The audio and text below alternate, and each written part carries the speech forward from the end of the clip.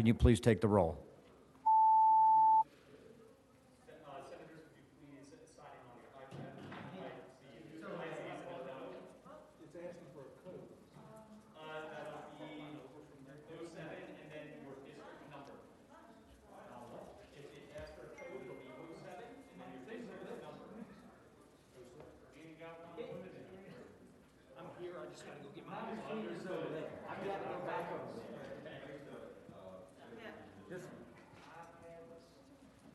You can't just tell people I'm here. Senator Ruff is here. Is there any way he can ring in? Senator Ruff, I'll duly record you as being present. All right. Okay, how about, Senator Hanger has my proxy. okay. And then, I thought I saw Monty Mason was here. Okay, all right, everyone sit tight. We got time. All right. Well, I know, but some of the people left is the problem, so.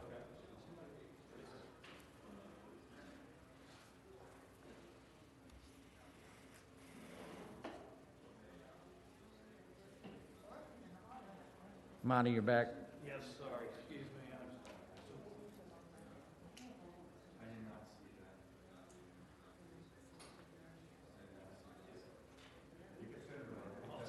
Okay, and then Senator Ruff is here. Is Joe here, Joe Morrissey? Joe is waiting to present, and I have to present. I think he's trying to present. Hey, Joe?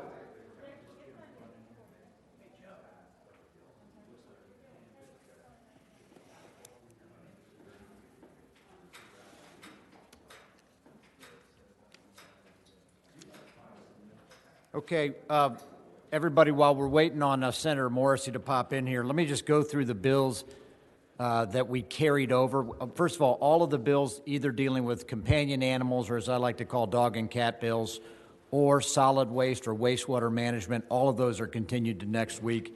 In addition, I have the following bills that are carried over. Senate Bill 1143, Senate Bill 1265, Senate Bill 1280, Senate Bill 1282, Senate Bill 1311, and Senate Bill 1411. So those bills will not be heard today in addition to dog and cat bills and Mr. Chairman. waste management. Yes, sir. Behind you. Yes, sir. Senator Lewis. Mr. Chairman, on Senate Bill 1352, I have an amendment that the administration has proposed that I think will put us in a better posture, and I would like, with your indulgence, to have that carried over till next week as well. All right. Without objection, Senate Bill 1352 will also be moved to next week. Okay. So I guess, do we have any non-committee members present in the hallway, Mary Ann? Okay. And just for those of you watching at home, privilege in elections is going on right now. Okay. So that being the case, let's move along, and I'm going to start from low numbers to high numbers. So, Senator Hanger, why don't we start with your Senate Bill 1161? Mr. Chairman? Yes. Hold on one moment. Yes, sir. One bookkeeping matter that I took up from the clerk earlier, and that was Senate Bill 1282 that I asked be passed by Yep. today. I moved it. Thank you. Gotcha. All right, Senator Hanger. Thank you, Mr. Chairman, members of the committee. Senate Bill 1161 was requested by soil and water conservation districts and some of the agricultural interests to clarify the appointment membership process for the Virginia Soil and Water Conservation Board. I do have a substitute. I think when this started out, it was not drafted in a way that the administration could support, and Delegate Plum and I are working together on this, and they've come up with some amendments that's on Delegate Plum's bill that I would like to incorporate in mine. So there is a substitute that I would like to adopt that does that. Okay. Can somebody please move the substitute? All right. Substitute is moved and seconded. All in favor say aye. Aye. Opposed, no. Okay. Substitute is adopted. Go forward. Okay, there are not significant changes made. There's a lot of verbiage in the substitute, but essentially what we're trying to get at is that to ensure that there is regional dispersion with the appointments across the Commonwealth. And that's what this bill will do. It will not diminish the governor's ability to make appointments, but it does clarify that they are supposed to be regionally distributed. I do have should have a speaker online that can tell us all why this is important, and that would be Kendall Tyree, who is the director of the Soil and Water Conservation District Association. Mr. Chairman, if it would be appropriate to have her speak now. All right, let me do this. Prior to the witnesses speaking, do we have anyone who has a question for Senator Hanger? Otherwise, we'll just move right to the witness. Staff, can you go ahead and pull her up? Kendall Tyree, can you please unmute yourself?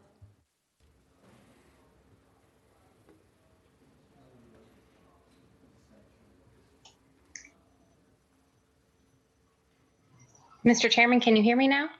Yes, ma'am. Thank you so much for the opportunity to speak today. I'm Dr. Kendall Tyree, Executive Director of the Virginia Association of Soil and Water Conservation Districts. We support Senate Bill 1161 and are grateful to Senator Hanger for his efforts. The bill clarifies what had historically been the method for appointing 6 members to this board based on a list of nominees presented by the association in consultation with Virginia Farm Bureau and the Virginia Agribusiness Council, and then approved by the Soil and Water Board. The nominees are either farmers or local district directors. The practice of our stakeholder groups was to maintain a geographic representation based on the 6 regions that Senator Hanger noted. Governor Northam's Secretary of the Commonwealth chose to interpret the underlying statute differently this summer. As a result of the governor not considering appointments from the list of nominees, our Area 2 soil and water districts covering a key geographic area, including not limited to Loudoun, Northern Virginia, Charlottesville, Fauquier, and Prince William, Culpeper, no longer have representation on the Soil and Water Board. I would add there are 3 at-large representatives to represent various other interests on this board, and this legislation does not change those appointments. Hanger's bill seeks to clarify the statute based on how it had previously been interpreted, intended, and historically implemented. We urge you to support the substitute that ensures the nominations of 6 individuals per joint recommendation and codifies the geographic representation. I'm happy to answer any questions. I know Martha Moore of Farm Bureau and Kyle Shreve of Agribusiness are supportive and also here today to answer questions. Okay, thank you. All right. Any questions for this witness? Otherwise, do we have any other witnesses signed up? Yes, Mr. Chair. Kyle Shreve, can you please unmute yourself? Good afternoon, Mr. Chairman. Can you hear me? Yes, sir. Kyle Shreve, the Executive Director of the Virginia Agribusiness Council. We do support Senator Hanger's substitute. We work very closely with our Soil and Water Conservation Board through a number of different processes. And I would remind the committee that this board is largely different than other regulatory boards. It is much more of a cooperative process in which they decide the manner, allotments, and as well as the standards for adoption of agricultural BMPs for cost share purposes. And so we want to make sure that different agricultural interests that operate around the Commonwealth and different ag practices are implemented to make sure that they are done in a cost-effective manner and properly done to allow for regional needs. And so that is why it is incredibly important to have each region represented on the board, and that's why we support the bill. Thank you, Mr. Chairman. Thank you. Yes, staff, who do we have next? And I notice we've got both David Paler and Secretary Strickler on the line. So do we have anybody else, I guess, who are proponents? And then I want to get to the administration, and then we'll go from there. Anyone else who are proponents of this bill? In other words, in favor of the bill? Okay, go ahead and let's get to them. Frida, can you please unmute yourself? Frida Cathcart. Frida, you there? Yes, I am. I just thought we were going to raise our hands. I'm a director on the Blue Ridge Soil and Water Conservation Board, and I support this legislation. I also served on the legislative committee. I was just raising my hand to say I'm for it. Okay, great. Okay. Martha Moore. Martha?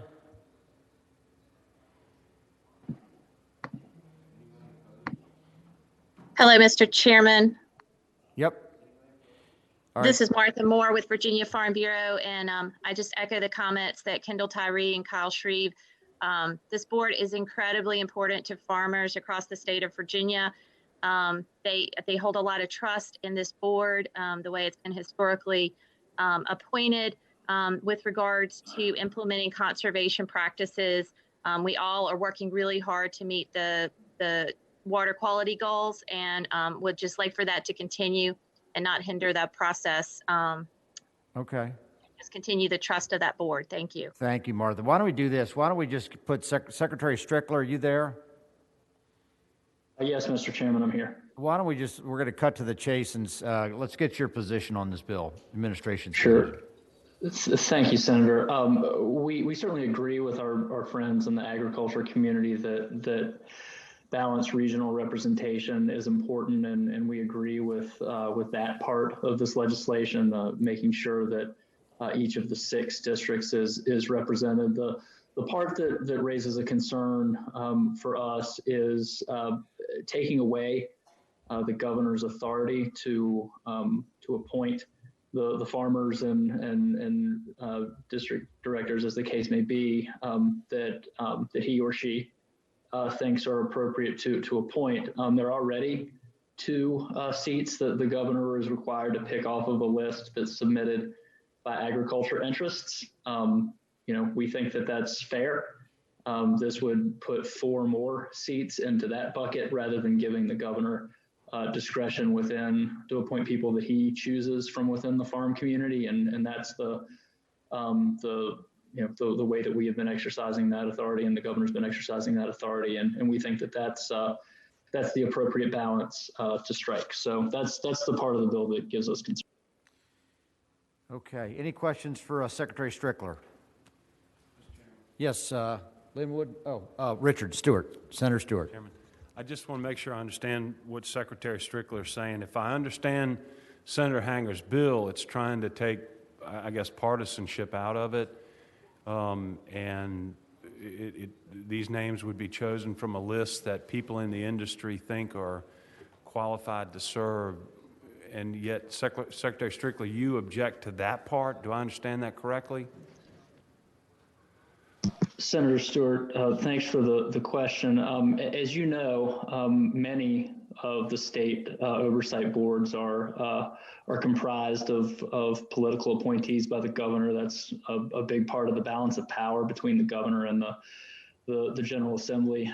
In this particular case, while the Soil and Water Conservation Board is not an oversight board per se, they don't have regulatory authority.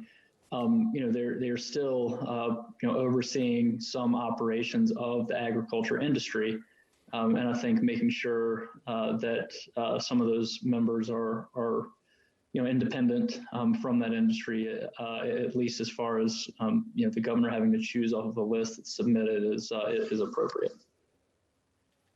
Okay, thank you, Mr. Chairman. Okay, any other questions for the Secretary? Okay, do we have any other witnesses that signed up either for or against, haven't had a chance to testify? Please raise your hand if so. Okay. All right, looks like...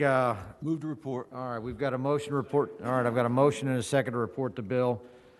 Clerk, open the roll.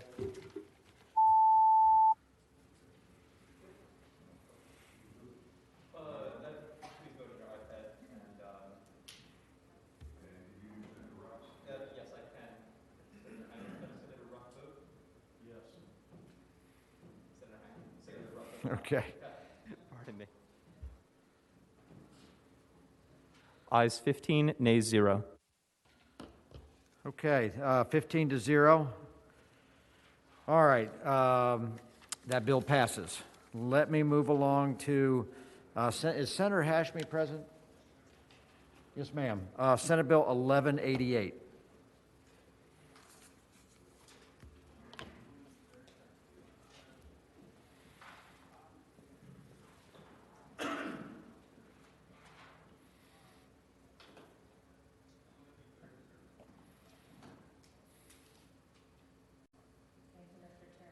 Yes, ma'am. Proceed.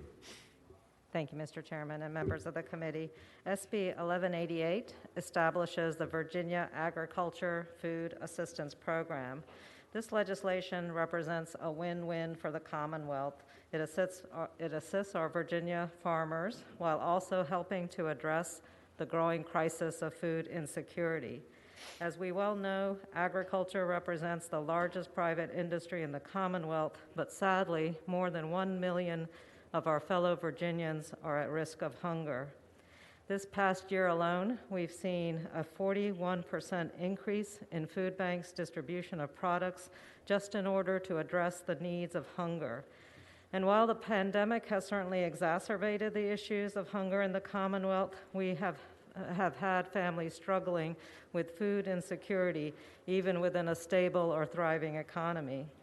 So the Virginia Agriculture Food Assistance Program helps to ensure that all Virginians have access to nutritious foods while also supporting Virginia's growers.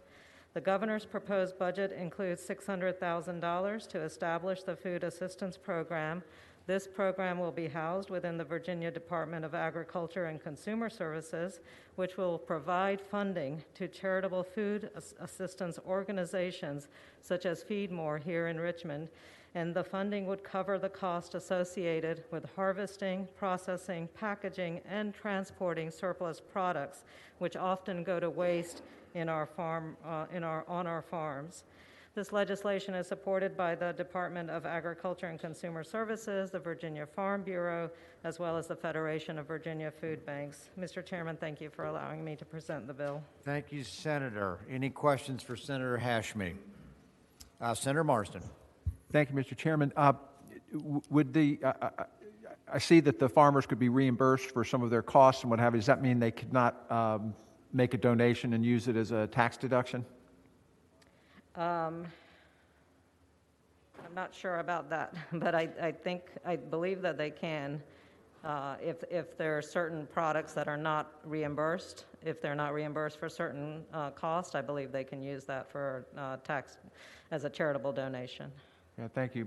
Mr. Okay. Chairman, just Yes, to sir. follow up, I think some of the private organizations, I was involved with one back in the day, the St. Andrews Project, who picked up food that was not attractive looking, potatoes that were shaped funny and things like that, and I believe they were able to take a tax deduction. So I think it's a good thing that the farmers would continue to be able to get that, as well as the cost of transferring the products. Thank you. Okay. Yes. Morrissey, Senator Morrissey. Senator, it seems to me that the gist of this bill is line 48. If I understand it correctly, grants from this fund. Oh, thank you. Grants from this fund would go to charitable food assistance organizations like Feed More, which in turn would reimburse the farmers who have donated the food there. Is that right? They would actually be reimbursed. Farmers would be reimbursed for their harvesting cost and transportation cost. It's the transportation costs that are often quite prohibitive, and so instead of being able to donate that surplus product, oftentimes that product is left in the fields to rot and go to waste. Follow-up question, Mr. Chairman. Please, go ahead. So what we're trying to do is incentivize these farmers to transport this produce to organizations like Feed More, and in return, we'll pay them for that transportation cost, and then folk get fresh produce. Is that right? Mr. Chairman and Senator Morrissey, yes, that's correct. All right. Thank you, Mr. Chairman. Okay. Any other questions for Senator Hashmi? Okay. Do we have anyone that's lined up to testify? Yes, ma'am. If you are in favor of the bill, please raise your hand. Is anyone opposed to this bill? All right, I'm going to take that as silence as being a no. Mr. Chairman? Yes, Senator Stewart. This is a great bill. It's a great idea. You know, we saw this during COVID where farmers couldn't get their stuff to market, and so they came together in the private sector, and they actually found ways to ship that produce to people who were starving.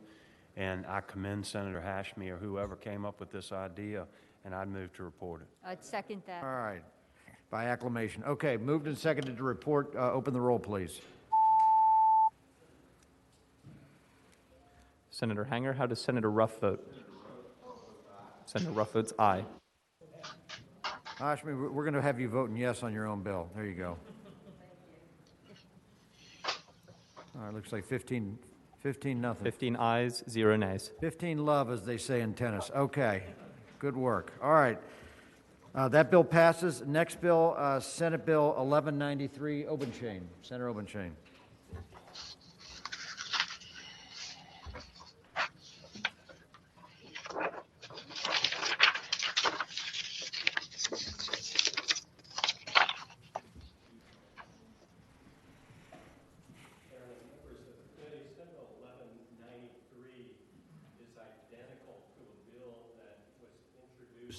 Last year and passed the Senate 40-0. This is a bill that offers incentives both for dairy farmers to participate in the federal dairy margin coverage program and also to adopt nutrient management plans. If dairy farmers adopt nutrient management plans, Virginia will help them pay for the Tier 1 price protection coverage that is offered by the federal government. In exchange for that, we get conservation commitments from the dairy farmers. The way this is structured is that it will cost the Commonwealth up to a maximum of $1.5 million, no more. And as you may remember from last year, we're suffering a exodus at an alarming rate of dairy farms and dairy farmers from Virginia. Just in 2017, we had 615 dairy farms in Virginia. Right now, we have 442 dairy farms in Virginia. We've lost a third in just 4 years' time, and this offers dual incentives that I think are well justified and called for. All right, let me start with a question. I take it that the coverage is based on having either a resource management plan or a nutrient management plan? Correct. Okay, all right. Any questions from the committee? All right, seems pretty straightforward. Any witnesses? I know that I believe the dairy producers, as you might imagine, are in favor of this, and I believe the agribusiness industries are in favor of this bill as well. Okay. Anyone opposed to this? Morrissey, I have you in queue. Is that? Sorry about that. Just natural reaction. Okay. All right. We have a motion to report. And hold on a second. I think this needs to go to finance. Yeah. So move to report and refer to finance. All right. Please open the roll. Can you record me as yes?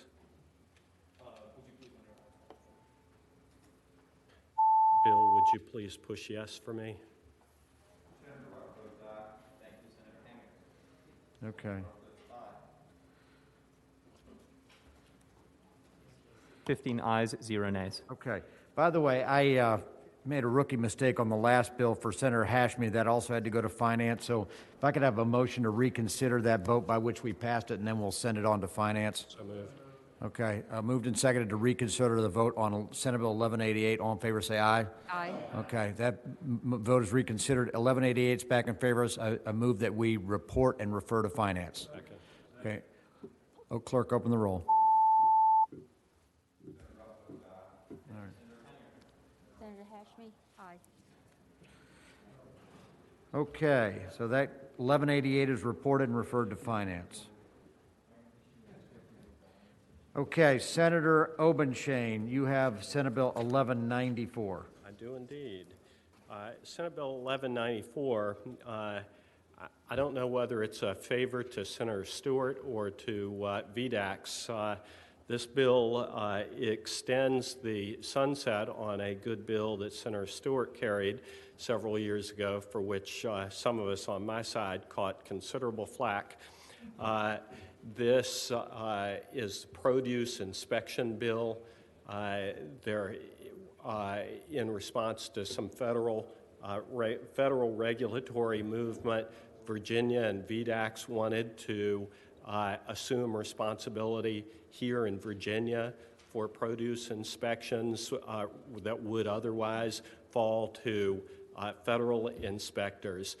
My understanding is that this has worked out very well, that VDACs, so well indeed that VDACs apparently called all the more powerful members of this committee and asked them to carry it, and it fell to me to carry this bill. So I'm carrying this good bill and would move that it report. Okay.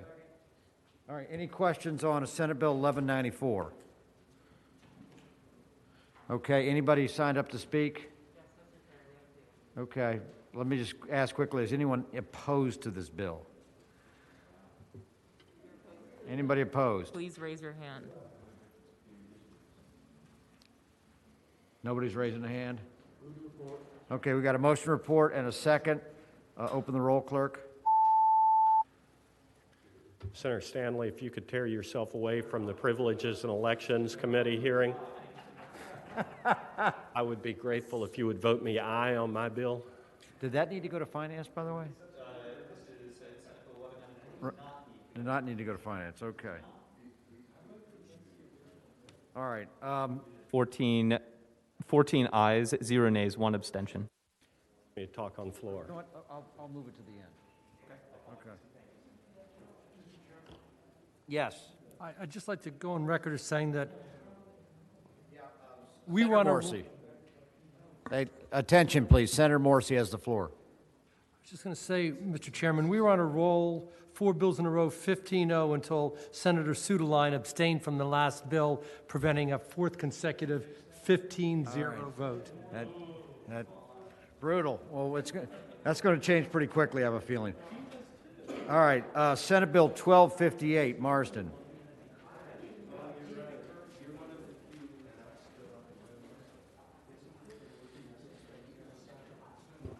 Hey. All right, guys. Listen up. Marsden has the floor. Thank you, Mr. Chairman. Senate Bill 1258. In 2014, the General Assembly adopted legislation to allow DEQ to establish stormwater management programs in localities that opted out of establishing their own programs.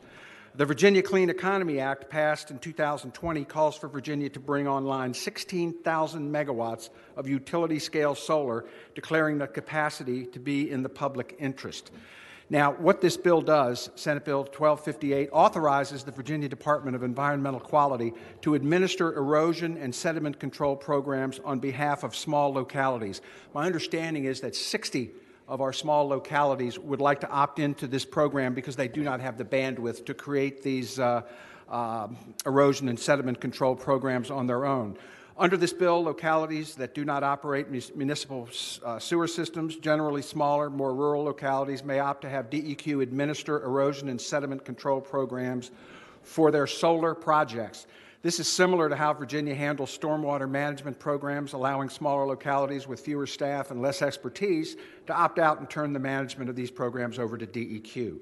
The bill is necessary as smaller and more rural localities begin to deal with increasing numbers of solar projects as a result of the Virginia Clean Economy Act.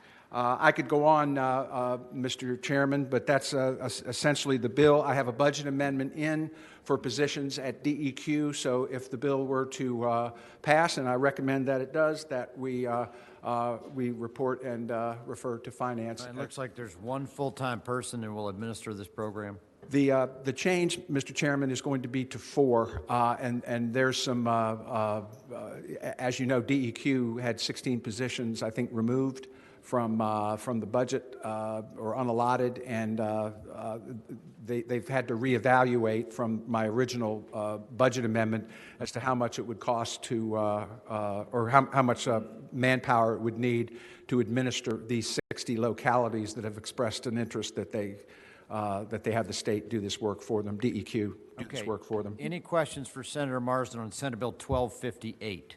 Mr. Chairman. Senator Stewart. Thank you, Mr. Chairman. Senator Marsden, how does this change existing law? Specifically, I thought, other than trying to add a new position, I thought this was the state of the law now. Is that wrong? Apparently so.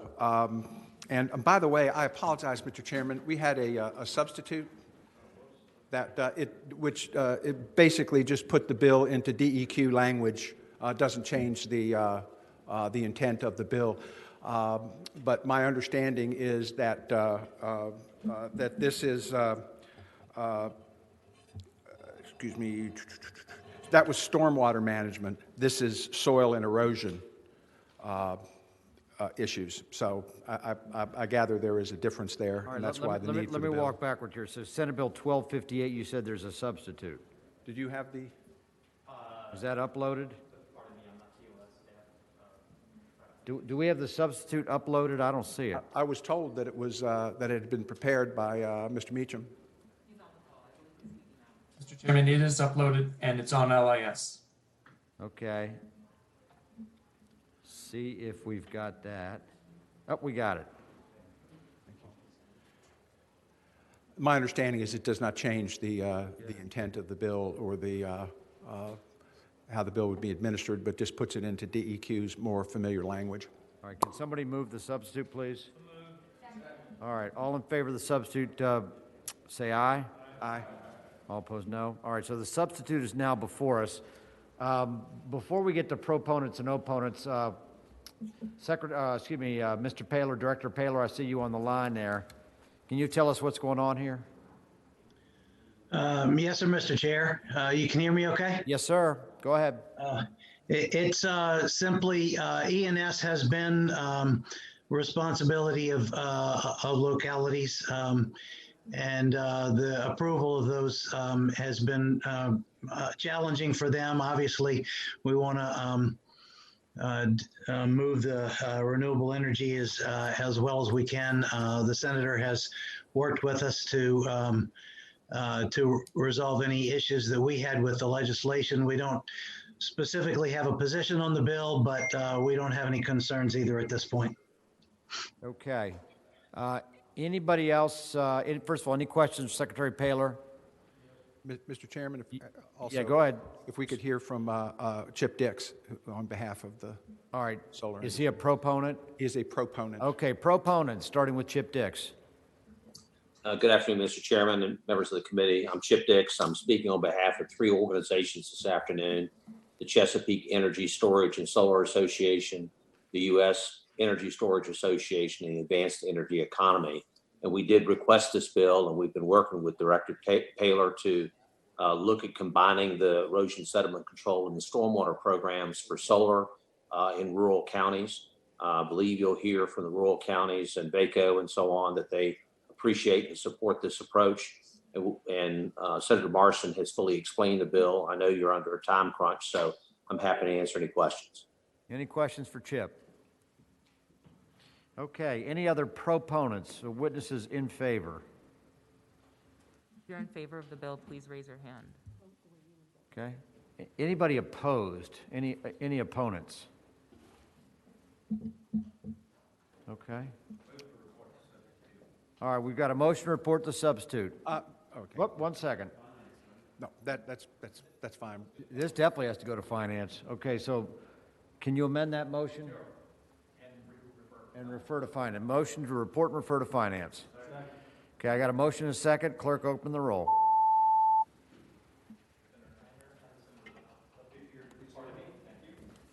All right, Marston, don't go far away, but I got Senator Peake. Ayes 15, no 0. Ayes 15, no 0. That bill is reported and referred to finance, and now we have Senator Peake.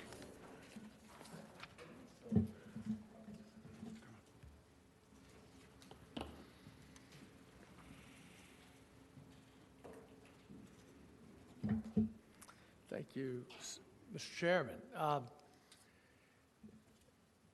here on Senate Bill 115, which is hemp bill. Do I need to do anything? Okay. Nope, go ahead.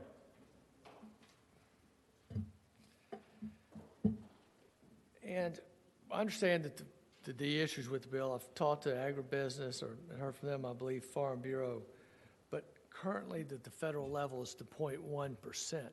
But the deal we would like to do with this bill, and it might need amending to do this, is right now Virginia farmers face criminal prosecution from Virginia law enforcement if their crops get hot, is the phrase that they use in the industry, from 0.3% THC to up to 1%.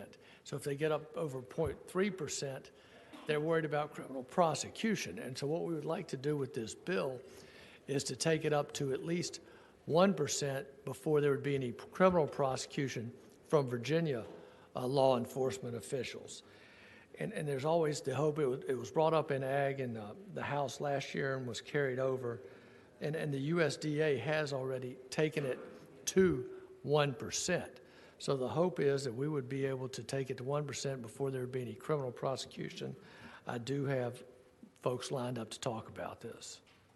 Okay, so the gist of the bill is that it would raise the legal percentage of THC in hemp from 0.3% to 1%, or whatever is the maximum under federal law allowable.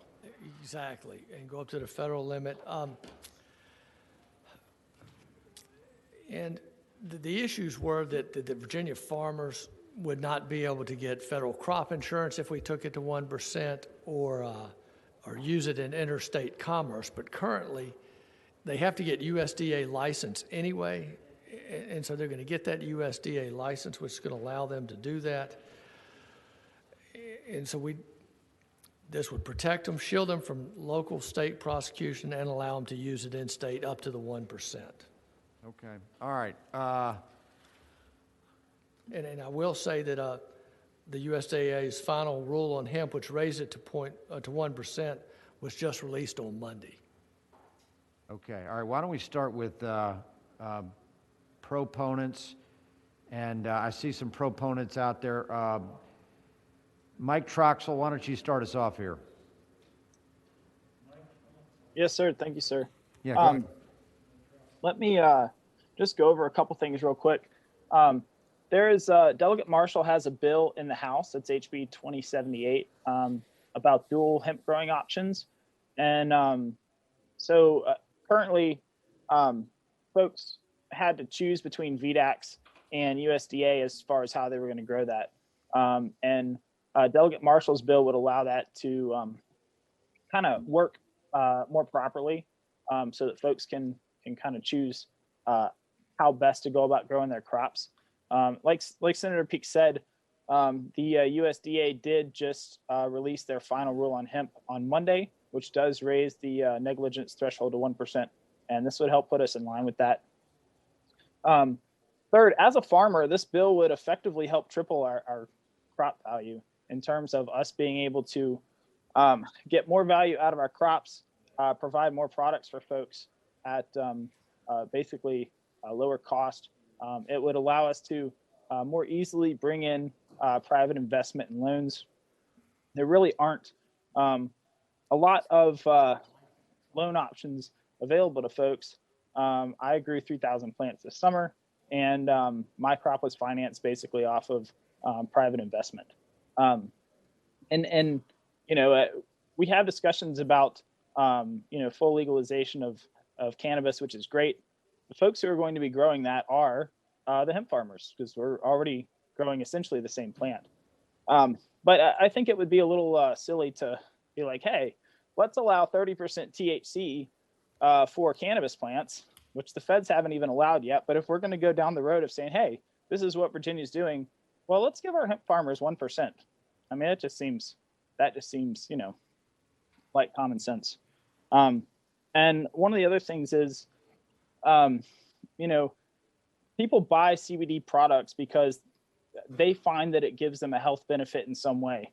And there's a lady who tried one of my my vape cartons, and this is a lady who is in her late 30s or early 40s, and so she tried one of my vape carts, and this is what she said that it did for her. She said that she has suffered with mental health issues for 21 years. In the last 4 years, it had gotten so bad that she was labeled with PTSD and severe panic disorder. The medicine that she was on, quote, was just not right. She felt bogged down, felt no emotions at all. She kept headaches. her blood pressure was stroke level. She says that she used that vape cart for 24 hours. In that 24 hours, she had no headache. She said her blood pressure stayed near normal. She had no panic attacks, and quote, I felt normal for once. That's the effect that Virginia CBD is having for Virginia citizens. And if we can get this bill to help get us to 1% so that we don't have to worry about prosecution, when you have hot summers and plants get under stress, that THC level spikes. And so we have a little bit extra room to work with. We're able to help more folks like her. We're able to get more out of our plants. We're able to offer our products at lower cost, especially for folks in rural areas where, they may not have access to some of the health facilities they'd like to have, but they want to be able to stay off of opioids. They want to be able to stay off of some of the mental health drugs that they'd prefer not to have to be on. This helps us help them. And I really hope you guys will support this bill. It's really important for farmers, helps us do more of what we already want to do, which is to grow great plants, help further Virginia agriculture, help put more money into our local economies, and help Virginia citizens feel better. Great. Thank you very much, Mike. Okay. I see we've got two other folks in queue. Kyle, you want to speak? Yeah, yes, Mr. Chairman, and then I would just respectfully request that I know the administration is waiting to speak on it. I'm sorry. I'll get to them in a second. Okay. No, I understand. Kyle Shreve again with the Virginia Agribusiness Council. We support taking the limit up to 1% in the definition. However, we think that needs to be done at the federal level first. The 2018 Farm Bill defined a legal industrial hemp product as 0.3% or below. And we are a little concerned that by changing the definition here at the state level before that change has been made in the federal code, could lose us to come out of compliance with our state hemp program. And so, again, that's something that I know that the department is concerned about. And we want to make sure that the reason that's important is because our producers want to have access to things like crop insurance, be able to sell across state lines, and it could put the rest of capital lending for the rest of the farm at risk for those producers that are practicing multiple forms of Okay. Speaking of that, I think I see Brad Copenhaver in the queue. Yes, Mr. Chairman. Can you hear me? Yep, I can. Go ahead.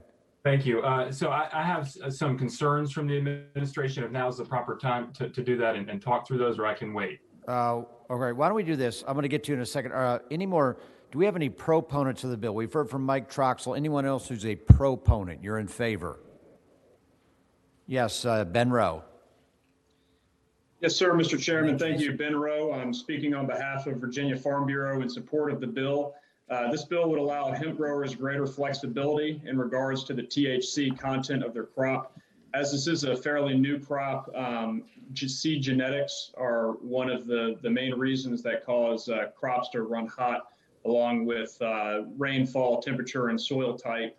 This 1% level would give farmers a much greater deal of flexibility in producing their crop. But in closing, it is important to note that while we support the bill, we reserve concerns that raising the THC limit up to 1% would put us at least temporarily out of compliance with federal law. The USDA did release their guidance a few days ago, raising the negligent level to 1%, and there's currently a bill in the United States Senate that would raise the limit to 1%. So we may see some progress on the federal front, but in the meantime, we would have to balance those concerns. Thank you. Thank you very much. Jason Amatucci. Yes. Hi, Mr. Chair and members of the committee. My name is Jason Amatucci. I'm the president of the Virginia Hemp Coalition. And this is probably one of the biggest issues our farmers, producers, consumer, everybody is facing. I think we really need to do something here, and I have a solution. On line 200, this is the definition of marijuana. What we could do here to protect our farmers is amend the definition of marijuana to include hemp up to 1%. And that way we could leave the definition in order. We could even say 1% or the federal definition and say whichever, federal definition would trump our definition if it was lower. But we could all, but just this would have some sort of protection for everybody. And I think there is a way to do it. Okay. All right. Anyone else who's a proponent? Yes, Jeremy Shane. Dylan, I'll get to you in a second. Jeremy Shane. Hi. Mr. Chairman, can I speak? Can you hear me? Sure. Okay, great. From Northern California, originally here from Virginia, proud Virginian, proud to be growing hemp here in Virginia. We need to do this as a collective and understand that we have so many people out of work right now. We have so many farmers that need income. This is a great way to keep that going. And I'm, again, proud to be growing here in Virginia. And I want to see people prosper and do well from it. And yes. Great. Thank you very much, Mr. Shane. Dylan Bishop. Yes, sir. Dylan Bishop on behalf of the Cannabis Business Association of Virginia. I'd like to echo the comments of my colleagues Kyle Shreve and Ben Rowe. We do think this would be a boon for Virginia growers, would give them the leeway they need, but we do want to be cognizant of the concerns raised by the administration and the issues that this may cause with the Virginia Industrial Hemp Program. If our federal colleagues are watching, we would encourage them to make this change on the federal level, so we don't have to have this negotiation on the state level. So we are generally in support of raising the THC threshold for industrial hemp, but we do want to do so cautiously so that we don't trample on anything that the administration is trying to do with the Virginia Industrial Hemp Program. Okay, thank you very much. Brad, we deferred from you earlier. If you can introduce yourself. Thank you, Mr. Chairman. Yes, sir. I'm Brad Copenhaver. I'm the Deputy Secretary of Agriculture and Forestry. Thank you, Mr. Chairman. And I want to thank Senator Peake for working with the hemp industry and for his support of the hemp industry. Industrial hemp is one of the most exciting things that is happening right now in Virginia agriculture, and it's creating a lot of opportunity for our Virginia farmers.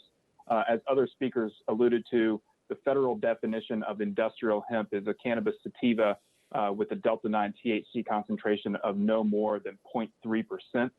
And the Farm Bill at the federal level really opened up states to regulate this crop. What our concern is with the bill, and we communicated these to Senator Peake, and we've talked to other advocates over the course of many years, actually, on this issue, because we know it's a real issue, is that if we allow the farmers to go up to 1%, then that could put our program out of compliance with federal law, which would put a lot of different privileges that come along with that status at risk. So in addition to that, though, we are working on currently governor's proposal to legalize adult use marijuana because the federal definition of industrial hemp is 0.3%. And so anything above that level is technically marijuana, according to the federal government. In order to maintain an adult use marijuana program, we would need to ensure that all of the marijuana grown, processed, and sold is sold within state lines. And we fear that if we allow this change in our hemp law, that the crop that is being grown would no longer be considered hemp by the federal government, would be considered marijuana, and could put in jeopardy the status of a potential adult use marijuana program as well. So again, we know this is a real issue. Something else that we are working on in the marijuana legalization bill is actually an allowance for farmers to grow a crop, a low THC cannabis up to 1%. That's a provision of our marijuana bill, something that we're trying to get at correcting this very problem. But those crops would have to undergo the same standards that all other marijuana crops would. So I'm happy to take any questions, and we have other BDAC staff here to provide some more technical expertise. Mr. Chairman, but I've got a question for Brad. Senator Obenchain. Brad, do you really think that the Biden administration is going to spank Virginia for raising this level to 1% for hemp? Mr. Chairman, Senator Obenchain, I can't predict what the Biden administration is or is not going to do, but what we do know is that if it goes above 0.3% and is therefore considered marijuana, that if we are not able to ensure that there is not interstate commerce of that crop taking place, then that could put us at risk, because that is where the federal government starts having concerns. All right. Senator Marsden. Thank you, Mr. Chairman. Brad, this is one of those isn't that so questions. My understanding is that the cost of seed for CBD plants, hemp plants, is very, very expensive, but it's very inexpensive for the kind of hemp that you make rugs out of. And that if you can't let this stuff mature in the fields, you have to harvest it before it's fully ripe and fully rich with CBD. And because as the CBD gets richer, the THC level goes up, and that the USDA could come in and basically order you to burn your field if you exceeded the 0.3 limit. Isn't that so? I think you're supposed to say yes, Brad. Yes, sir, Mr. Chairman and Senator Marsden. And Mr. Chairman, Peak. if I may, to Senator Marsden's question, and in talking with my folks who support this, they said USDA is making no efforts whatsoever to do anything to hemp plants. And so that their only concern is the Virginia law enforcement coming in and trying to do something to them. So the feds have no interest whatsoever in these hemp plants. Thank you, Mr. Chairman. Just follow up. Yep, Senator Marsden. So this is one of those situations, though, where we're going to have to tell our hemp farmers that this is caveat emptor. You think they may not step in, but if they come in and tell you to burn your field, that's what you have to do. Is that correct? Absolutely, and I think they're just like this bill, and we might have to amend it to protect from Virginia law enforcement coming in and forcing them to burn it if it's below 1%. Okay. All right. Half the equation. Take half of it. Okay, so I guess to summarize, seems like there's general agreement on the efficacy of this bill. I think it seems like it's a matter of timing, whether or not this bill might be a year too early, and we need to wait for the feds to actually move the limit. Is that, have I? And I think there may be a point that we might need, maybe I need to have this go by for the week and adjust it so that we could have it so that the Virginia law enforcement, you would not be charged with a crime if your crop rises to 1%. So if your crop's between 3% and 1%, that Virginia law enforcement would not come in and destroy it or charge you with a crime. Okay. All right, well, without objection, why don't we take this by for a week? I think we do need to get an answer whether or not it's going to be legal, separate and apart from whether it's legal under our state law. I appreciate that, Mr. Chairman. We'll get together. I think we've heard, and all the witnesses, you did a great job. I think we know where we stand on this. It's really just a matter of finding out where we stand with the feds. All right, thank you. Thank you. All right, I saw Senator Bell out there, although I thought if it's the dam bill, I thought I took it by, but Senator Bell? John? Did we take that by? Well, we can bring it back. For some, John? Did you want to take that bill up today? The dam bill? The dam bill? Yes. I'm happy to. Actually, we took it by this week. You did? Okay. Is that all right? It's a pretty simple bill. All right, we'll tell you what. Why don't we do this? Can we put it back on the docket? All right. Yeah, I move. All right. We have a motion and a second to put it back on the docket. All in favor, voice vote. All in favor, say aye. It's back. Okay. 1280. Thank you, Mr. Chairman. I've been waiting my entire 5 years here to have a dam bill. There you go. I'm glad I finally have one. I know you've heard these before. This actually just authorizes the Virginia Soil and Water Conservation Board to enter into negotiated settlement agreements to correct safety structural issues on dams that have any kind of issues that are regulated by the board. Current law, they are only basically pursue legal action, which would be a lawsuit, and they aren't allowed to negotiate settlements to possibly get it fixed for in a lesser amount of time and also for less money that a court case would offer. There's 2,000 dams that are regulated by the board throughout the Department of Conservation and Recreation's purview. A large number of these are out of compliance, unfortunately, so this is a common occurrence where they have to work with various stakeholders to try to get structural issues and other things corrected. Oftentimes, these can run this cost in thousands to millions of dollars, depending on what are the particular attributes they're looking at. Often, the cost is shared by a community. Sometimes it's one owner. Sometimes it might be whoever constructed the dam. That's why a negotiated settlement makes sense, because if there's so many complexities involved in different parties, it can be even more difficult if court is the only action that someone has. With that, Mr. Chairman, I'm happy to answer any questions you might have. All right, any questions on Senate Bill 1280? Okay. Do we have anyone lined up to speak? If you're in favor of the bill, please raise your hand.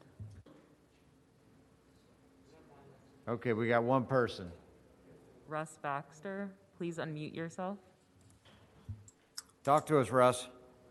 Good afternoon, Mr. Chairman, members of the committee. Just first of all, want to thank Senator Bill for carrying this bill on behalf of the department. We're really looking for the opportunity to work more in a more flexible fashion in enforcing the Dam Safety Act. We think that money going towards dam upgrades and repairs is better spent than money going to civil or criminal penalties. And so that's why we asked the senator to introduce this bill. I know you have a busy schedule, and if there are any questions, I'd be happy to answer those. I don't think so. All right. Anybody else, anybody opposed? Okay. Chair will entertain a motion. All right, we've got a motion. Second. A motion and a second to report the bill. This does not need to go to finance? Does not. All right, open the roll, please.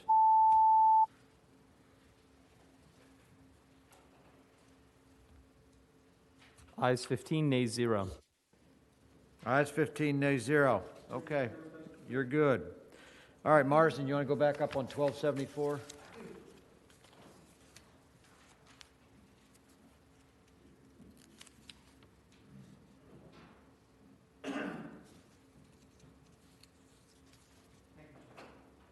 Thank you, Mr. Chairman. Senate Bill 1274. I would, Dave Barry from the Department of Legislative Services like to report the line amendments. Okay, let's. Yes, Mr. Chair, there are two line amendments. The first one is on line 75 of the introduced bill after the word action. It's adding a new sentence that reads, "The department shall publish the plan and any subsequent updates on its website." And then the second line amendment is on line 104. So at the end of the bill, adding a second enactment clause that reads that in the development of the Virginia Wildlife Action Plan or any successor publication, the Department of Wildlife Resources shall consider and incorporate, where applicable, wildlife corridors and any recommendation of the Wildlife Corridor Action Plan developed pursuant to section 29.1-579 of the Code of Virginia as amended by this act. So similar language from the rest of the bill, this time to be incorporated in the Wildlife Action Plan. Okay. All right. Anything else you want to elaborate on, Senator Marsden? Well, do we need to... First of all, we need to move those amendments. Move those amendments? All right, second. All in favor of adopting the amendments, say aye. Aye. Any opposed? All right, the amendments are adopted. Thank you, Mr. Chairman. Last year, we adopted a wildlife corridor study bill that VDOT and the Department of Wildlife, used to be DGIF, we're going to get together, and I think this fall they will have to complete that plan. And what it deals with is we're trying to get animals to not cross highways and to connect them to areas where they can prosper. In other words, link throughout the Commonwealth to link up areas where wildlife can move to find food, to mate, to stay out of our backyards and my wife's flowers. And the idea here is to prevent them from also being hit by cars. We had $533 million worth of property damage, and there are occasional deaths that occur from striking wildlife, mostly deer.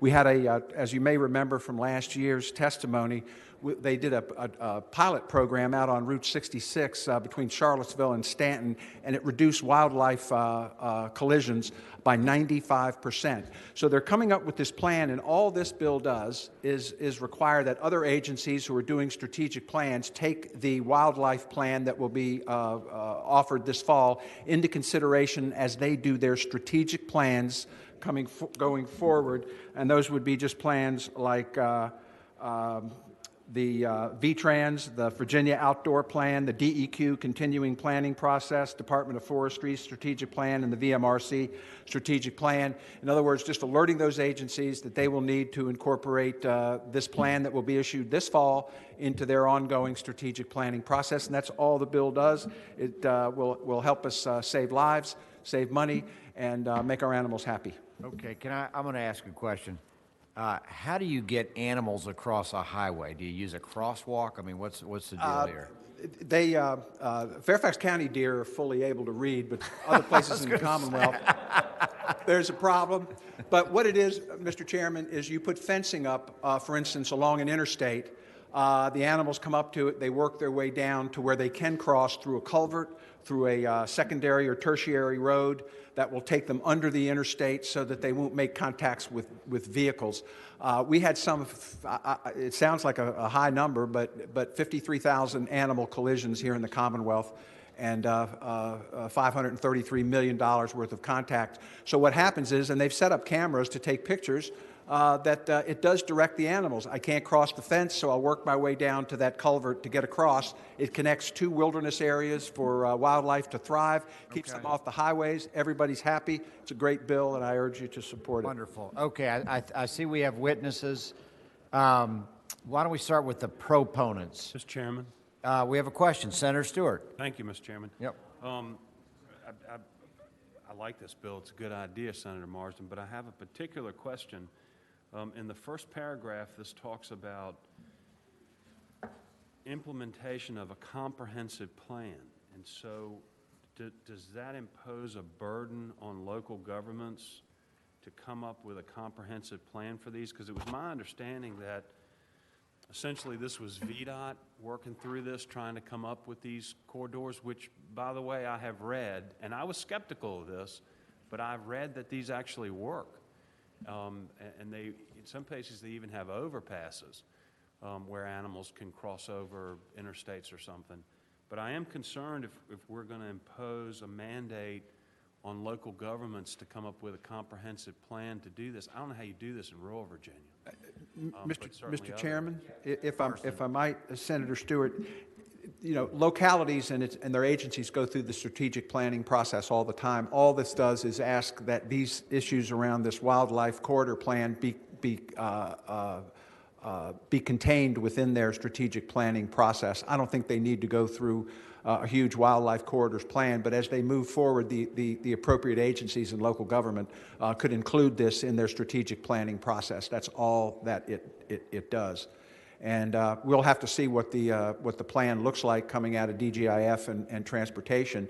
But you know, it would certainly begin to coordinate the whole state behind the idea that we can connect these corridors up to protect our wildlife and protect our health and safety when we're on the highways. Mr. Chairman, may I have a follow-up? Follow-up, Senator Stewart. Thank you. Senator Marsden, would you, and we don't have to do it today or just think about it because we can always attack it on the floor, but would you consider something that puts the burden on VDOT versus the county? This is mandatory. It says they shall. And I think it's fine if you're saying localities, you need to cooperate with VDOT with regard to this. But what I do have concerns about is if you're saying localities, you shall develop and implement a plan within your comprehensive plan in order to address that. That's a little different because they may not have the capabilities to do it. Mr. Chairman, Senator Stewart, I don't have any issue with that if we make that less of a mandate. I was wondering if we could hold off on that and hear from a few of the proponents who are experts to see if they think that that might be a problem. But I get where you're going. This is primarily for the larger state agencies who have, control over their strategic plans, have control over wide geographic areas, obviously, and that's what would be a greater concern. Why don't we start with proponents? Put your hand up if you're a proponent. You're in favor. Okay, good. All right, well, why don't we start? Pat Calvert, you want to start it? Go ahead and start us off. And just keep it Yes, brief. sir. Mr. Chair, Pat Calvert, Virginia Conservation Network. For any comments on this, I would defer to Misty Bowes, who's on this call as well from Wild Virginia, but we fully support this legislation. Okay, thank you. Misty, go ahead. Thank you, Mr. Chair. I'm representing Wild Virginia and our hundreds of members across the Commonwealth, and we wanted to support this bill because Virginia has some really dangerous and expensive problems with wildlife that was just mentioned. We're one of the top 10 most dangerous states for wildlife vehicle collisions, and we have over 60,000 deer-related collisions every year on our roads. People who are driving around have a 1 in 74 chance of hitting an animal on our roads. And collisions like this cost us $533 million a year. So last year, Virginia did pass that Wildlife Corridor Action Plan, and that was a great, strong first step to start remedying some of these problems. And it will identify movement corridors and recommend some mitigation options. And we know these mitigation options work. I think Senator Marsden mentioned this, at a VDOT study here in Virginia, researchers put in some simple, inexpensive fencing, which led to a 92% crash reduction at this site. And the savings exceeded the costs in less than 2 years. So when we look at the landscape in terms of where wildlife are trying to move, and we plan for that, which is why this next bill is all about planning, we can make some really sensible choices about how to keep everybody safe.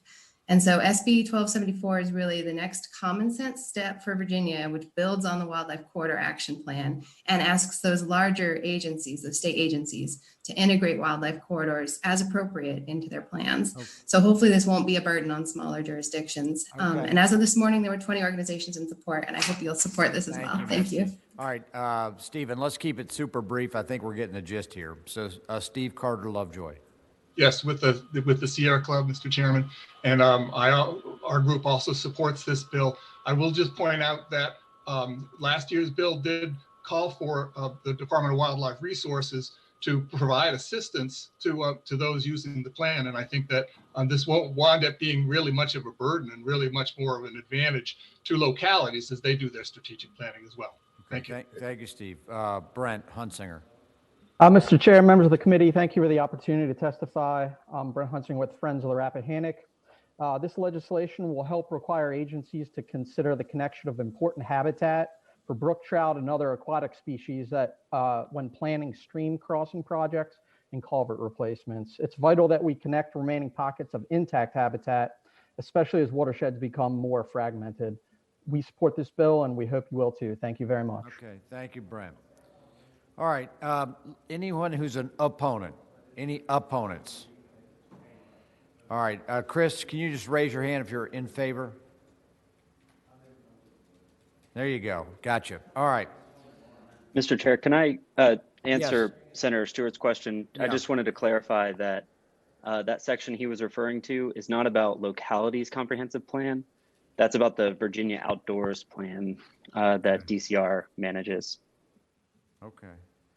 All right. Very good. All right. Maybe we can have an Uber for a deer that might be moving around. Mr. Chairman, it will prevent my wife from doing violence upon the deer in our neighborhood who are destroying her flowers, and that would be very helpful. Yeah. Okay. Any other comments? All right. All right. We've got to move to report. Can I get a second? I'll second. All right. Okay, motion and a second to report the bill. All in favor, please, clerk, please open the roll.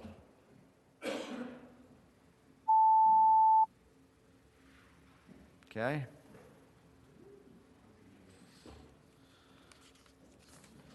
Ayes 11, no 0. Okay, ayes 11, noes 4, the bill passes. Noes 4, yep. Okay, why don't we, I think the next one I have in queue is Senator Mason at 1290. That's to conserve Virginia. Go ahead. All right, listen up, Senate Bill 1290.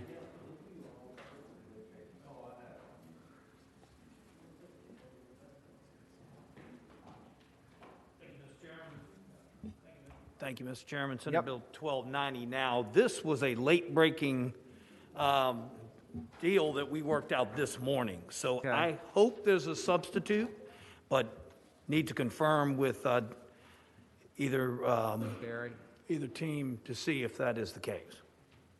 Chairman, the substitute should be online now. Okay, super. Thank you, Mr. Meacham. I appreciate that. Senate very Bill much. 1290. See if you got the substitute there, folks. And I'm trying to. Okay, I got it. Okay. Okay, has everyone got the substitute on Senate Bill 1290? Silence equals assent. Okay, can I have a motion to accept the substitute? So moved. All right, it's been moved and seconded to accept the substitute. All in favor say aye. Aye. Okay, opposed no. All right, motion passes. The substitute is before us on Senate Bill 1290. What do we have? Senator Mason, tell us what this is all Thank you, about. Mr. Chairman. So this is Conserve Virginia, and my subs, I'm gonna give it a second to come up. But operating off the old bill, you see in the first paragraph that it says the department shall develop a data-driven GIS system of our lands. We have already developed it. So this has been in existence for this administration, the last several years. And it is an attempt to use up to, I think it's 21 data points to map lands throughout the course of Virginia. And you see all of the areas covered in lines, I'm trying to get to the sub, I apologize, 19 to 21. So it speaks to the different areas that we're trying to conserve. And this just maps it out and says, as we're setting up conservation programs and procedures and easements, we're trying to see that we utilize it to target the lands that are the most beneficial for us. Now, I will say that this morning and early on, the Farm Bureau and the Agribusiness Council had some concerns with the way the model focuses on agriculture. So I can't say how much I appreciate this substitute comes from a 24-hour turnaround meeting with Secretary of Agriculture, Secretary of Natural Resources, and both of those groups who worked together to try to come up with language that you will find.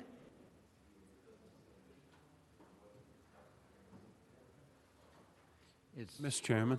Most on line 32. Yep. Second, Senator Stewart, go ahead. Sure. Yeah, sorry. I've got the substitute. So it should be right below the original bill, and keep maybe refreshing your computer. It takes a second to populate. If you go to LIS, it's in the substitutes or amendments link.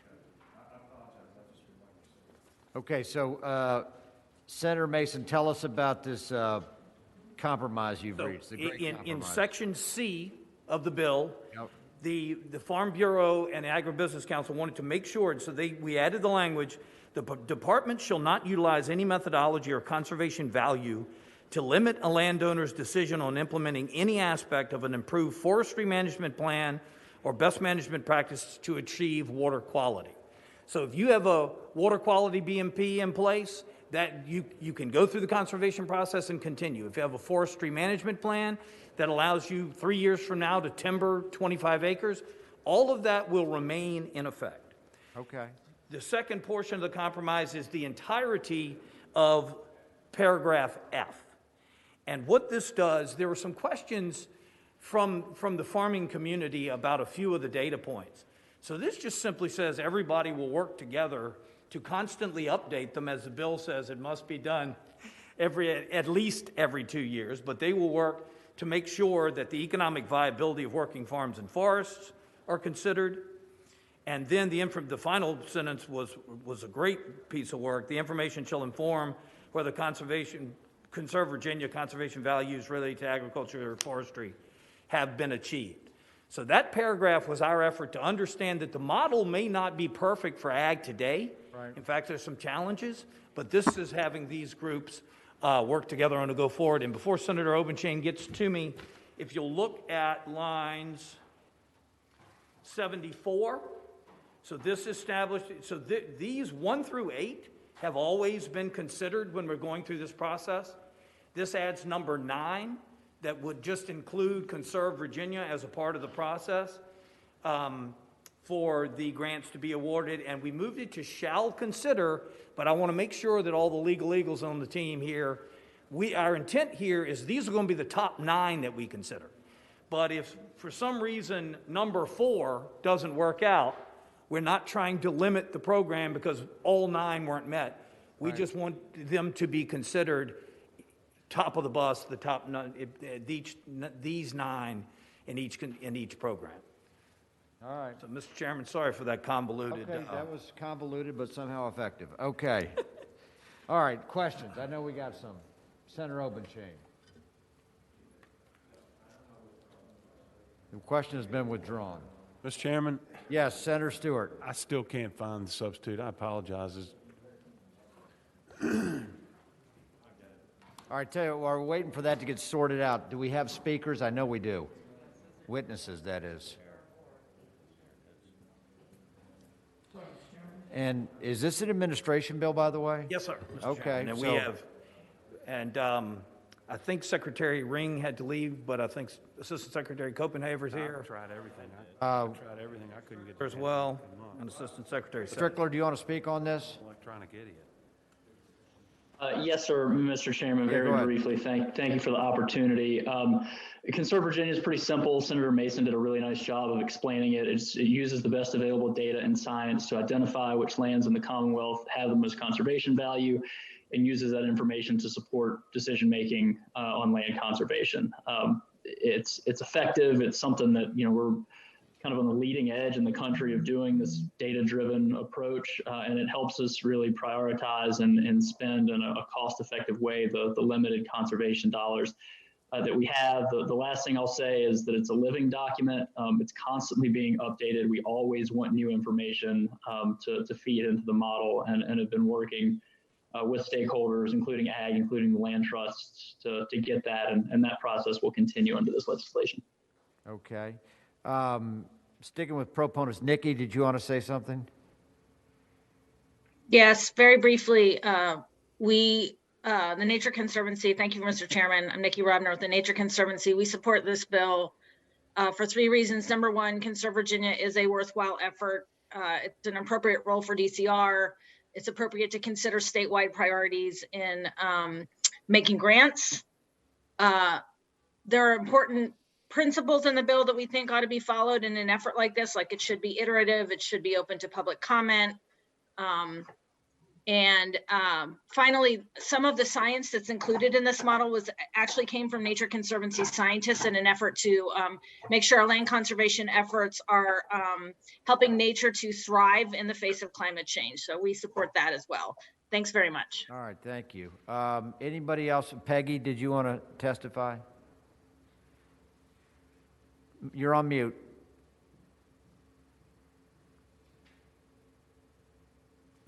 Peggy, can you hear us? Okay, but we can't hear you. All right, why don't you give us a thumbs up or a thumbs down? A thumbs up, okay. All right, anyone else who's a proponent that has not? Proponent. Mr. Stiles, did you want to say anything? Yeah, just real quick, we support the codification of this. One of the features that we're it's especially attractive to us is the new floodplain layers, which we hope will drive smart buyouts in areas suffering from sea level rise. So we're strongly in support of this. Okay, all right. How about neutral or negative? Or Kyle, why don't we just call you up regardless? Yeah, Mr. Chairman, Kyle Shreve, the Virginia Agribusiness Council. We did express concerns earlier in the week with our partners at the Virginia Farm Bureau. And we, as Senator Mason explained very well, we did work out those concerns with the Secretary of Agriculture and Forestry and Secretary Strickler. We do appreciate the opportunity to discuss those issues with them, and they did take care of our issues with the bill. Thank you. All right, anybody got a problem with this bill? It looks like it's been pretty worked out. Okay, if anyone's got a thumbs down, show me now. Otherwise, I'm going to assume you're okay. All right, looks good. Chair will entertain, any comments from the floor? All right, we got a motion to report. I'll second that.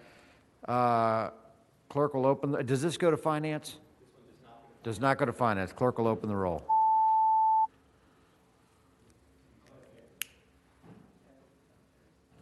Hey, Monty, you got the next one, too. Okay. Ayes 14, noes 1. All right, 14-1. Senator Stanley left too early to. Yep, missed that compelling argument. Okay, Senator Mason, Senate Bill 1291. Yes, sir. So Senate Bill 1291 is an attempt. Every year, we're making an effort to protect our groundwater. And there are a number of systems throughout Virginia that when they draw their groundwater, we do lose a significant percentage of the groundwater that they're taking in. And so this in paragraph 2, let's see if I got the right one here. Sorry. Yeah, so this in paragraph 2 is as our attempt to ask for a water auditing plan and or a leak. And you know what, Mr. Chairman? Yes. There is a minuscule amendment that I would like to tell you about, and that is removing the A in front of leak detection repair plan. Okay, Senate Bill, what line is that on? That is on line, sorry, I got the highlighted version up. Mr. Chairman, that's line 22. Line 22. Thank you. In? You take it out, just leak detection plan. There was some concern that putting A in was a problem, so I'll move the removal of A. All right, we have a motion and a second to strike the word A before leak detection. Is that correct? Yes, sir. All right, all in favor of that motion, say aye. Aye. Any opposed? All right, motion carries. So again, this is an attempt to, when you are asking for a permit, to make sure that you have a water auditing plan, that you keep up with the percentage of water you get and that you're using. And then, so in my city, quite frankly, the city of Williamsburg, the pipes are laid out in 1690 or thereabout. We've got some issues with our water. So what we would do is have also a leak detection plan saying we are having a problem with this line. This is the timeline for, here's how we're dealing with it today. Here's the timeline for fixing it, maintenance it, or the timeline for replacement. There are 10 areas or towns east of Interstate 95 that average 15% of their water being unaccounted for that they send. There are 10 towns west of, and that's kind of the watershed that we've talked about over the last several years. West of 95, there are 10 small areas or town that average 58% of the water that they draw being lost or unaccounted for.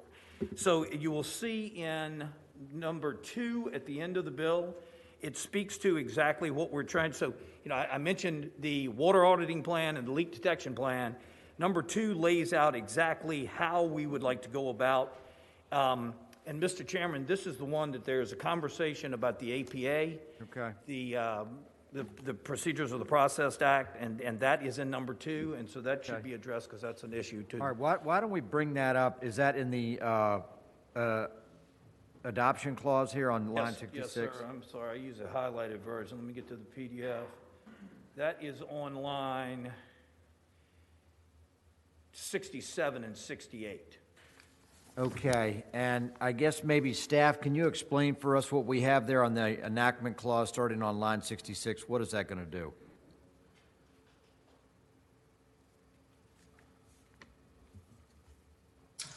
Mr. Chair, that essentially says that the State Water Control Board is allowed to adopt the initial regulations free from some of the requirements of the APA,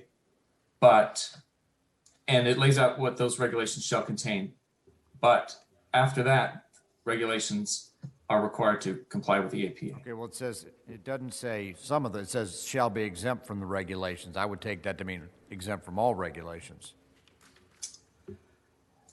Let's see. Oh, you're correct, Mr. Chairman. Sometimes this phrase includes particular section that still does apply, but you're correct. I apologize. It does say exempt from the requirements of Article 2. Okay, so help me, staff, if we take it out of the requirements of the APA, which is Title 2.2, what effectively does that mean? Do we not have comment? Do we not have notice? I mean, what, does it just take effect right away? What happens next? Mr. Chairman, it does require, you can see on line 77, there is required to be a notice of intended regulatory action and a stakeholder advisory group and a 60-day comment period. So some sort of skeletal elements of the APA are there only because they're spelled out in this language. So it's not entirely free from public comment. Okay, all right. Let's and I think we're going to need to have that articulated a bit. Do we have any questions for the patron? Mr. Chairman? Yes, Senator Stewart. Thank you, Mr. Chairman. Senator Mason, you described this as a bill that required a plan for leaks and water auditing plan for groundwater withdrawals, didn't you?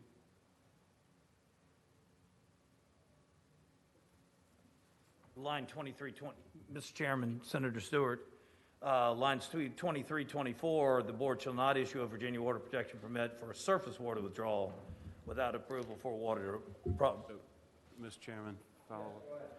So actually, these leak detection plans and water auditing plans are for surface withdrawals, which are ponds, lakes, creeks, etc. Not the problem we're having with the Potomac Aquifer. Is that correct?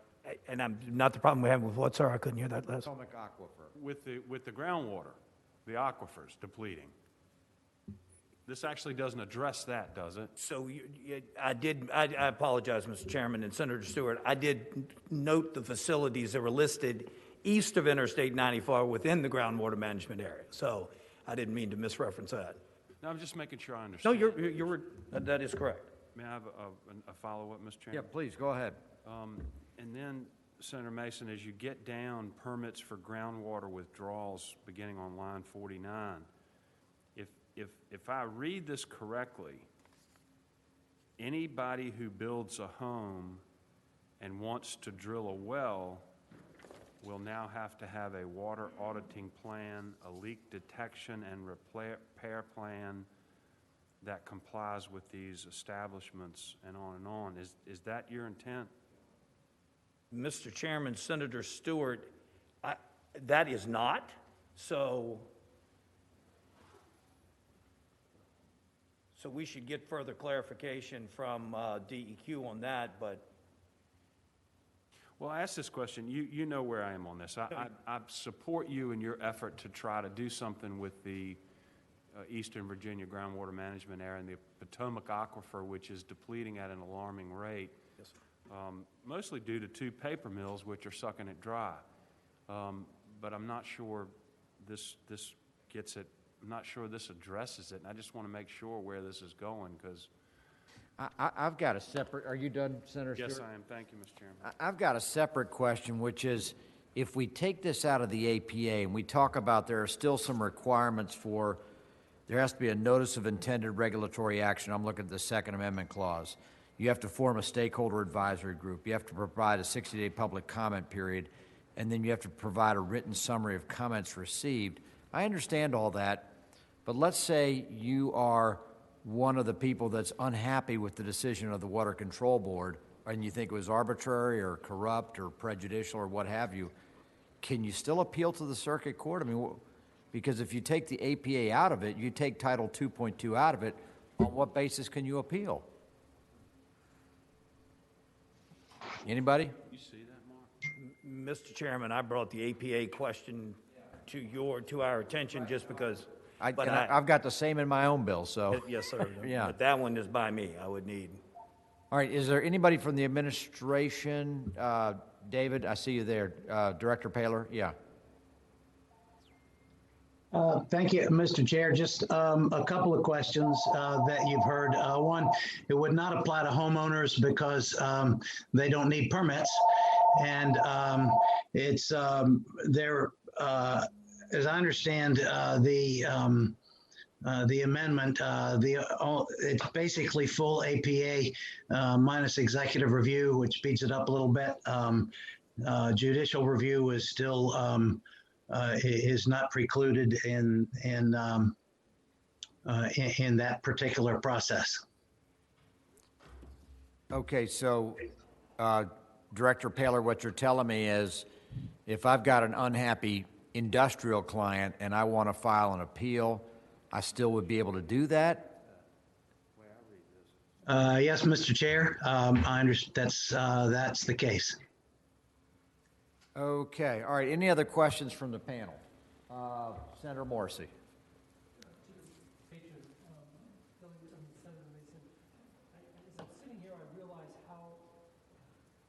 As I'm sitting here, I realize how out of my element I am, and I think everybody in this room knows so much more than I do, so some of my questions may be a bit naive. First of all, you mentioned two things, leak detection, both in the summary and in the bill, and then unaccounted for water. That's two entirely different things. The latter sounds like water that maybe is used or stolen but is not being paid for. Can you just explain to me this leak detection versus unaccounted for water, first of all? Mr. Chairman, Senator Morrissey, these are old systems in places, in cities or towns or even neighborhoods that are having problems with the system. And so there are leaks in the pipes that they draw X MGD of water and only account for and use a lesser percent Y, because somewhere in there, there's a problem with the system. And so unfortunately, it's like buying a new mattress for your house.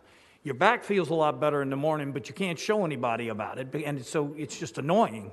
Well, this is our effort to say, hey, we really have to focus on the structure below the streets that nobody sees, nobody knows about, but we want an auditing of how it's working in your area, in these areas, and we want some sort of leak detection plan to see where is it happening, how is it happening, with an eye towards in the future, what's the 1 year, 3 year, 5 year, 10-year plan to fix the process so they don't just continue losing substantial, in 10 or so places, 58% average of the water that they account for.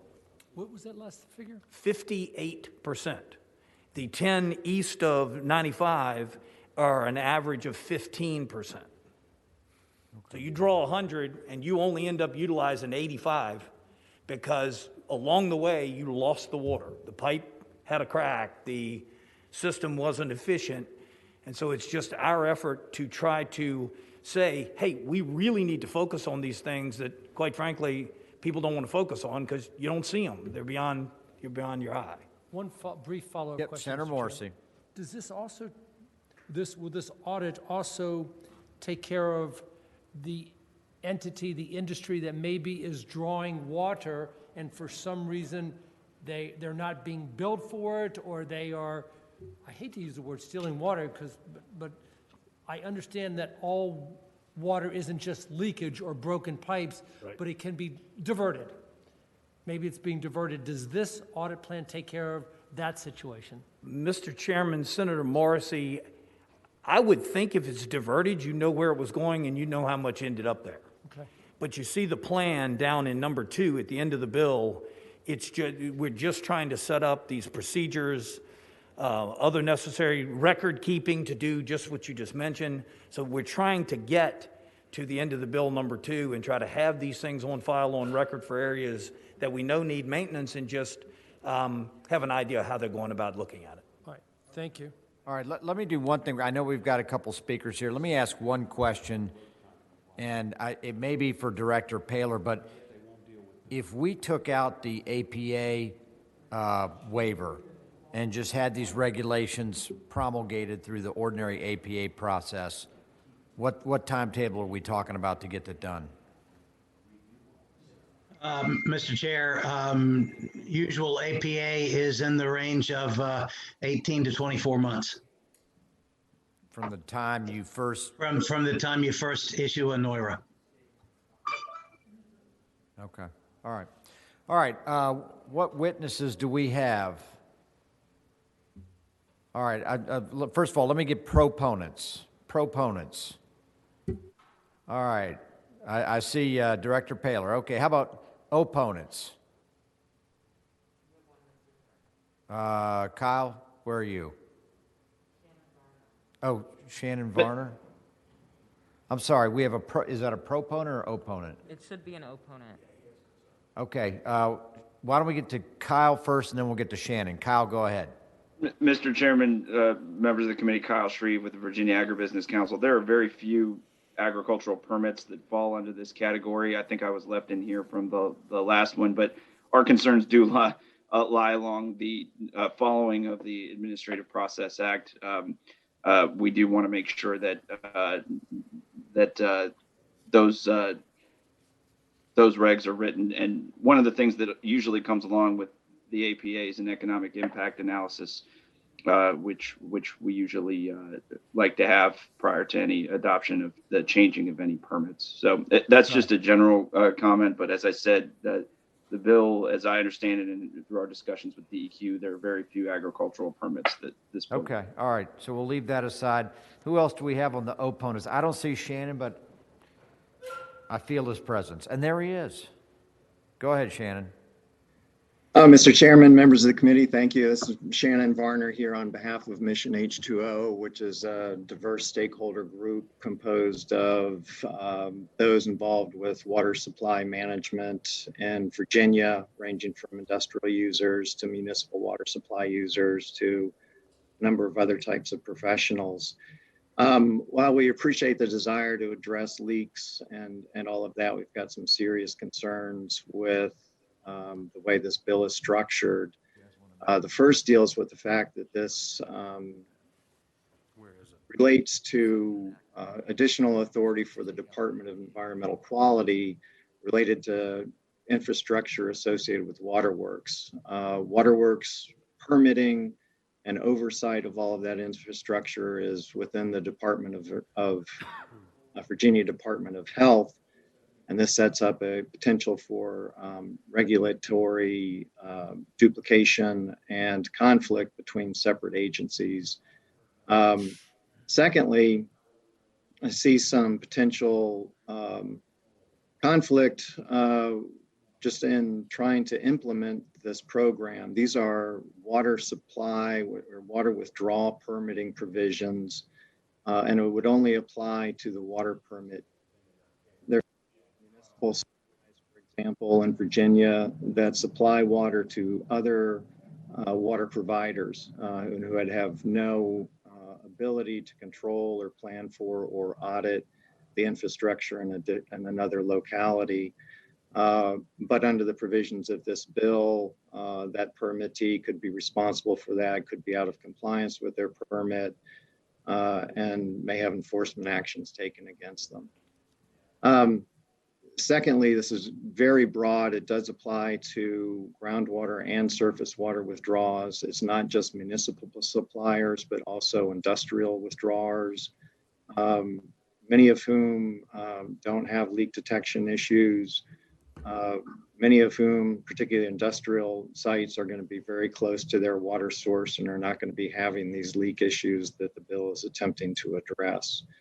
And finally, Mr. Chairman, this last year, the Virginia Department of Health, pursuant to a legislative directed study, completed a study of water infrastructure in Virginia. It has issued its report in December. It's House Document 12, I believe, and has a number of recommendations relating to release detection, audits, and maintenance of these facilities. And I think that a better approach would be to follow up on those recommendations, bring in stakeholders to look at the different options that are in there to come up with a better solution. And as part of that solution, as VDH recognizes in this report, there are big financial concerns and needs related to upgrading this type of infrastructure, and those need to be taken into account too when developing this kind of program. All right. Thank you, Shannon. Anybody else on the opponent side? Okay, one, and let's make it brief. Stephanie Tylon. Yes, Stephanie, can you speak? Good afternoon, Mr. Chairman, members of the committee. Thank you for the opportunity to speak. Just briefly, I will echo the concerns that have already been brought to light today about the exemption from the APA, specifically removing it from the economic impact analysis, which we do think is important. Thank you. Okay. And are you with the group, Stephanie, or just speaking I on your- apologize, Virginia Farm Bureau. Okay, great. Thank you, Stephanie. Okay. All right. The bill is before us. Mr. Chairman? Yeah, go ahead, Senator Stewart. I have several concerns. The first is removing the APA provision. So I would move that we strike that enactment clause. Okay, why don't we do this? I think what you're saying is keep enactment clause 2, but just strike the waiver from the APA. Is that? Yes, thank you. All right. All right. I have a motion. Do I have a second on that? Okay, I've got a motion and a second. And this is to keep enactment clause 2, but strike the waiver of the APA, which would basically be from after the initial adoption, ... down to the line 81. All right, all in favor of that amendment, say aye. Aye. Any opposed? Okay, so that amendment passes. The bill is amended now. And Mr. Chairman, I believe that was the Farm Bureau and Agribusiness's sole concern. Mr. Chairman, could I still have another question if I Sure. might? Senator Mason, or it could be for David Paler, sorry. Could be for David Paler. But don't municipalities and others have to apply on a rolling basis for these groundwater withdrawals? It's not once you apply, you have it forever, is it? Do you know? I mean, Mr. Chairman, Senator Stewart, Mr. Paler can clarify, but I believe that is true, and that's what we're trying to do, is with the rolling permits, get these plans in place. Right, and so under the provisions that you have here on line 50, and I'm just looking at the groundwater withdrawal, so that means the city of Richmond, the city of Petersburg, the city of Fredericksburg, as they, or whatever, as they reapply, they have got to include a management plan with the use of water-saving plumbing processes, water-saving fixtures, renovate their plumbing as provided in the Uniform Statewide Building Code, a water loss reduction program, a water user education program, water auditing plan, et cetera, et cetera, et cetera. Are we going to offer any money for these folks to do all this stuff? Because this could be pretty significant, isn't it? Well, Mr. Chair, I would say most of the facilities that Senator Stewart mentions are grandfathered and not under permits. This is a regulatory process. Our primary goal is that, the state water supply plan shows that in some areas of the state, in 20 years, we're going to be having needs that are going to exceed the capacity of our surface waters, and in some cases our groundwater to supply. And especially, as you heard, west of 95, we got folks that are applying for, they say we need 3 million gallons a day, and they're going to lose 1.25 of that because of their systems. We want them to have plans in place not to lose that water, because we're seeing our dry weather flows decrease over time as well. So we're just trying to assure that when we issue a permit, that there's a plan in place to make sure that the water is efficiently used. We are not requiring that plan be fully implemented, just that it be in place and moving forward so that we can use our water as efficiently as possible. But to the senator's question, those large folks, municipalities, they've got efficient systems. We're not trying to cut anybody out from their water. We're just wanting to make sure that that it's used well. Okay. Mr. Chairman, Yes, Senator Morrissey. I have a question for Mr. Paler. Go ahead. Yes, sir. Mr. Paler, if the water withdrawer or the provider is a municipality like Richmond or Petersburg, does this bill require that they pay for any infrastructure problems that are detected once the audit is completed? That's my first question. Well, yes, I would say that if you're a municipality and your audit plan shows that things need to be upgraded, it does not set a time schedule for it. And presumably that time schedule that's going to be proposed by the locality is going to be consistent with their ability to pay. But there isn't anything in this that contemplates that there's a different way of financing upgrades than currently exists. Follow-up question. Go ahead, Senator. Does this bill assist the municipality in determining where the exact problem is? For example, in Richmond, particularly South Richmond, we have a very antiquated water distribution system, which I am certain accounts for a tremendous loss of water. In Petersburg, we have a very big problem with the distribution of the water to residents that results in inaccurate billings, for lack of a better or more artful phrase.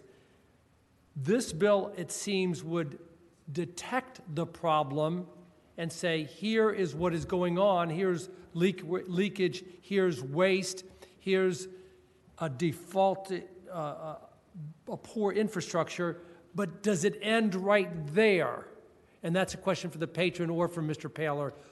That's a good thing that they've identified it, but what's the next step?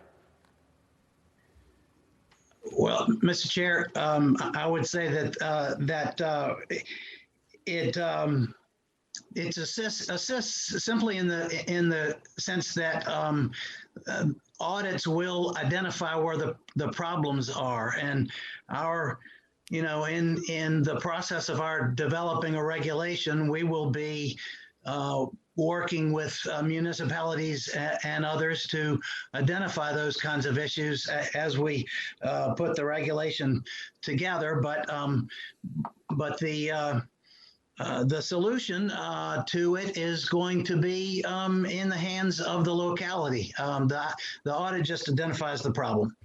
And audits are something that the American Water Works Association has been recommending for utilities for a long time.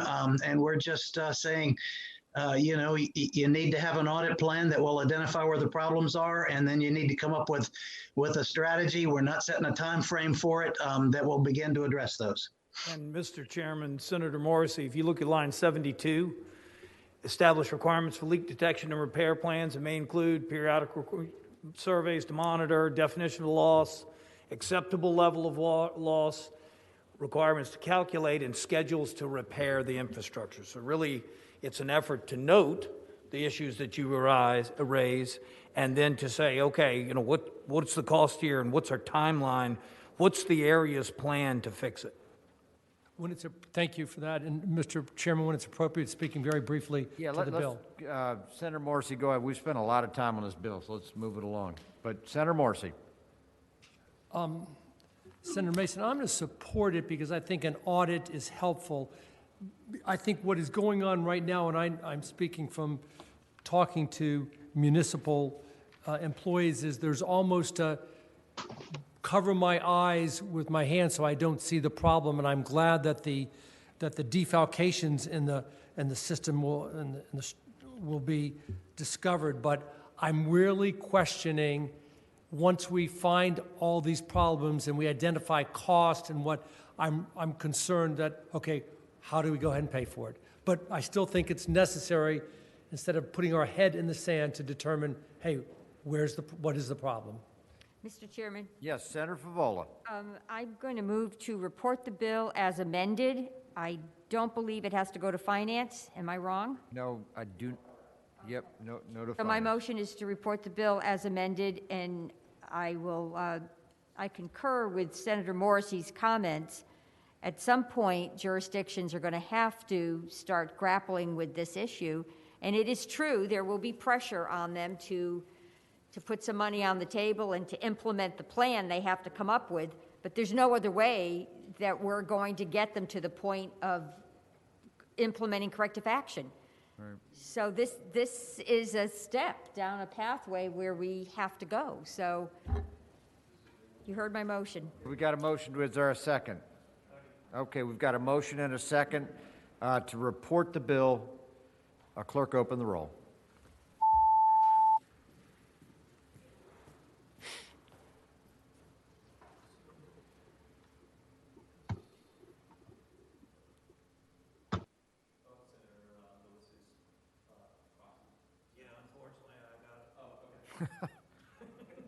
You got it. Ayes 8, noes 7. Ayes 8, noes 7. All right. Clearly not a fan. Okay. Senator Pillion.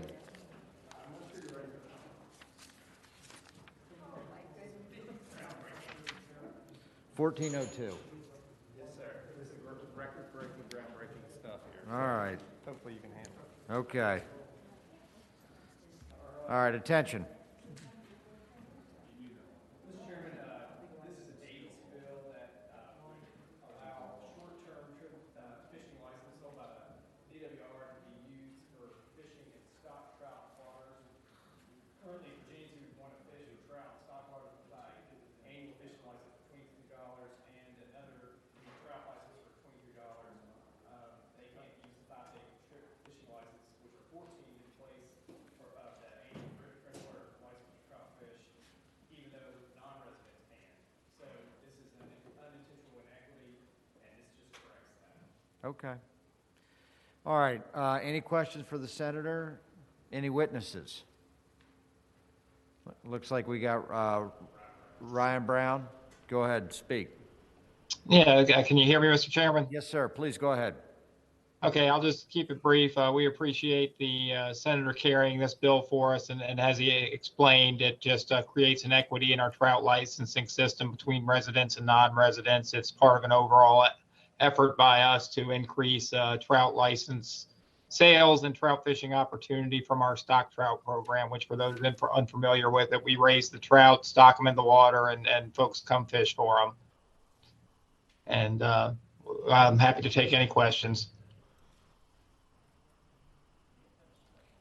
Okay. Yeah, Senator Stewart. I apologize, perhaps it was. Do you have to have a special trout license or just your inland fishing license? Yes, Mr. Chairman, I'm happy to answer that Go ahead, question. please. To fish in trout stocked waters, those are waters that we stock with trout that we raise at our hatcheries. You do have to have a trout fishing license. Mr. Chairman, in addition to your state license? Yes, that's correct, Senator Stewart, and that's been the state of things for quite some time now. And in looking at our trout license sales and those of neighboring states, we've noted that they sell quite a few more regular fishing licenses and trout fishing licenses using a similar structure, but with greater flexibility to buy short-term licenses. And that's the point of this bill. Okay. All right. Any other questions? Okay. Chair will entertain a motion. There we go. Oh, this one's got to go to finance. All kinds of fiscal impact here. Okay.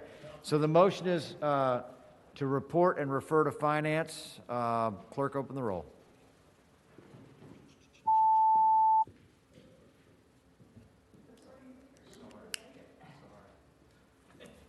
Hey, Dave, you want to take over?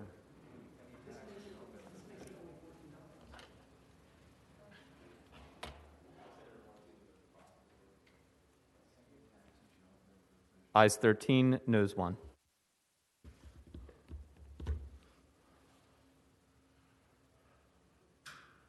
All right. Senator Peterson, what do you have for us I here? have Senate Bill 1199. You have the floor.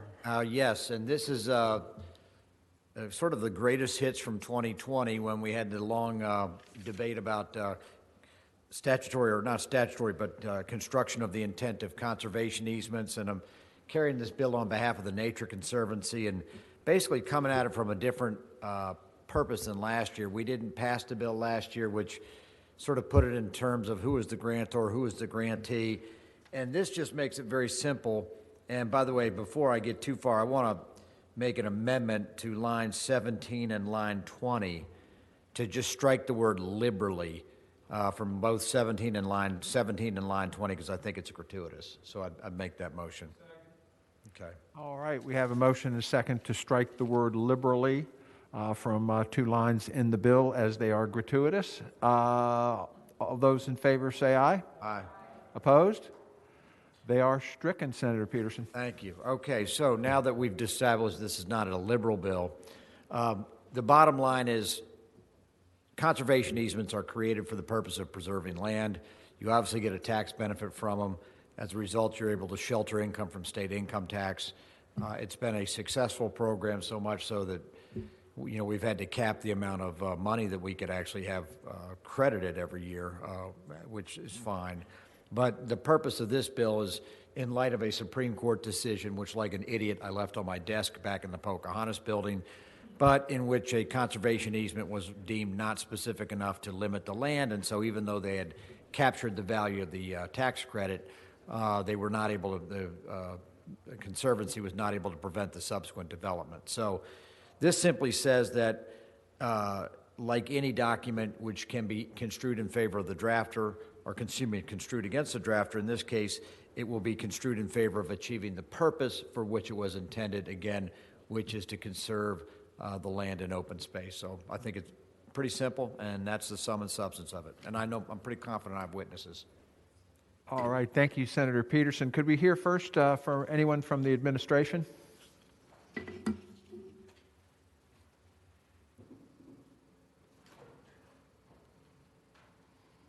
Anyone? Anybody? Bueller? Okay, no one there from the Nobody, administration okay. who would like to speak. Right anyone on, who would General like Foster. Okay. Anyone who would like to speak who is a proponent of the bill? Please raise your hand if you're a proponent.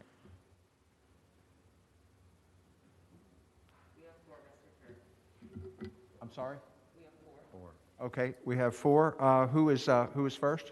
Nikki Rovner, please go ahead. Thank you, Mr. Chairman, members of the committee. Thank you to Senator Peterson for introducing this bill. He really covered it. We think it is important for the General Assembly to give some direction to courts. That's the purpose of this bill. Conservation easements exist because the General Assembly authorized them for a specific public policy purpose, which is conservation.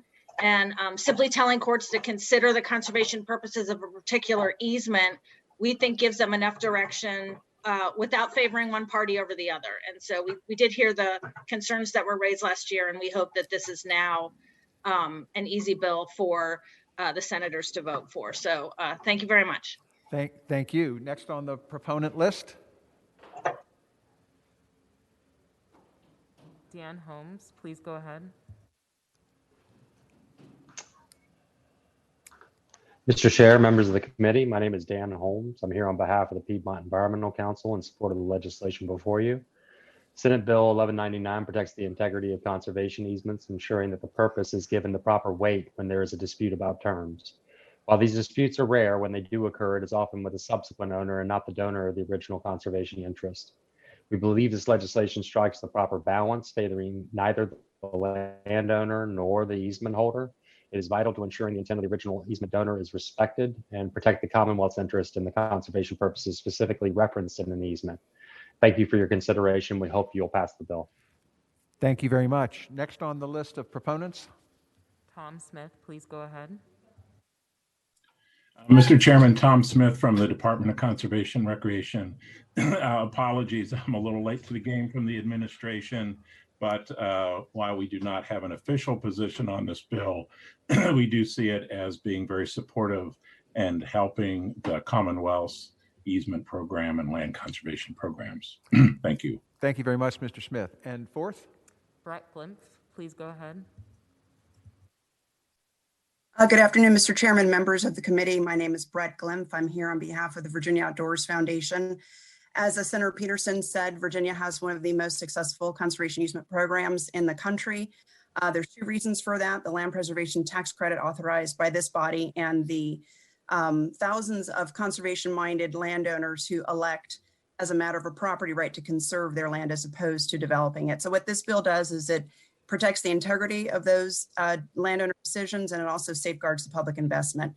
So on behalf of the Virginia Outdoors Foundation, the largest holder of conservation easements in Virginia, we strongly support this bill, and thank you for your consideration today. Thank you very much. Is there anyone on the line who is opposed to Senator Peterson's Senate Bill 1199? Please raise your hand if so.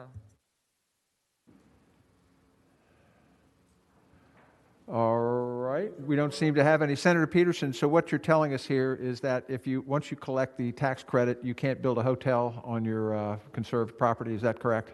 It's just a construction, but it has to be construed in favor of the preservation. So Okay. it's a rebuttable, but it's got to be construed. All right, thank you very much. Mr. Chairman? Mr. Chairman, I'd like to speak to it at the appropriate time. Be the appropriate time. Thank you. And Senator Peterson, while I have great respect for you and your legal acumen, this is the same bill we had last year, but it's phrased a different way. And I have to tell the committee, this is what concerns me about this. We have a vast body of law in Virginia regarding easements, and it's a really vast body of law, and it's been compiled over almost centuries. And because we had one bad Supreme Court case where a really wealthy individual bought an easement out or piece of property out in Albemarle County, and they had some really good lawyers, they were able to undo some aspects of it. But what you're doing now is you're construing the easement in favor of the holder, the government, against the landowner.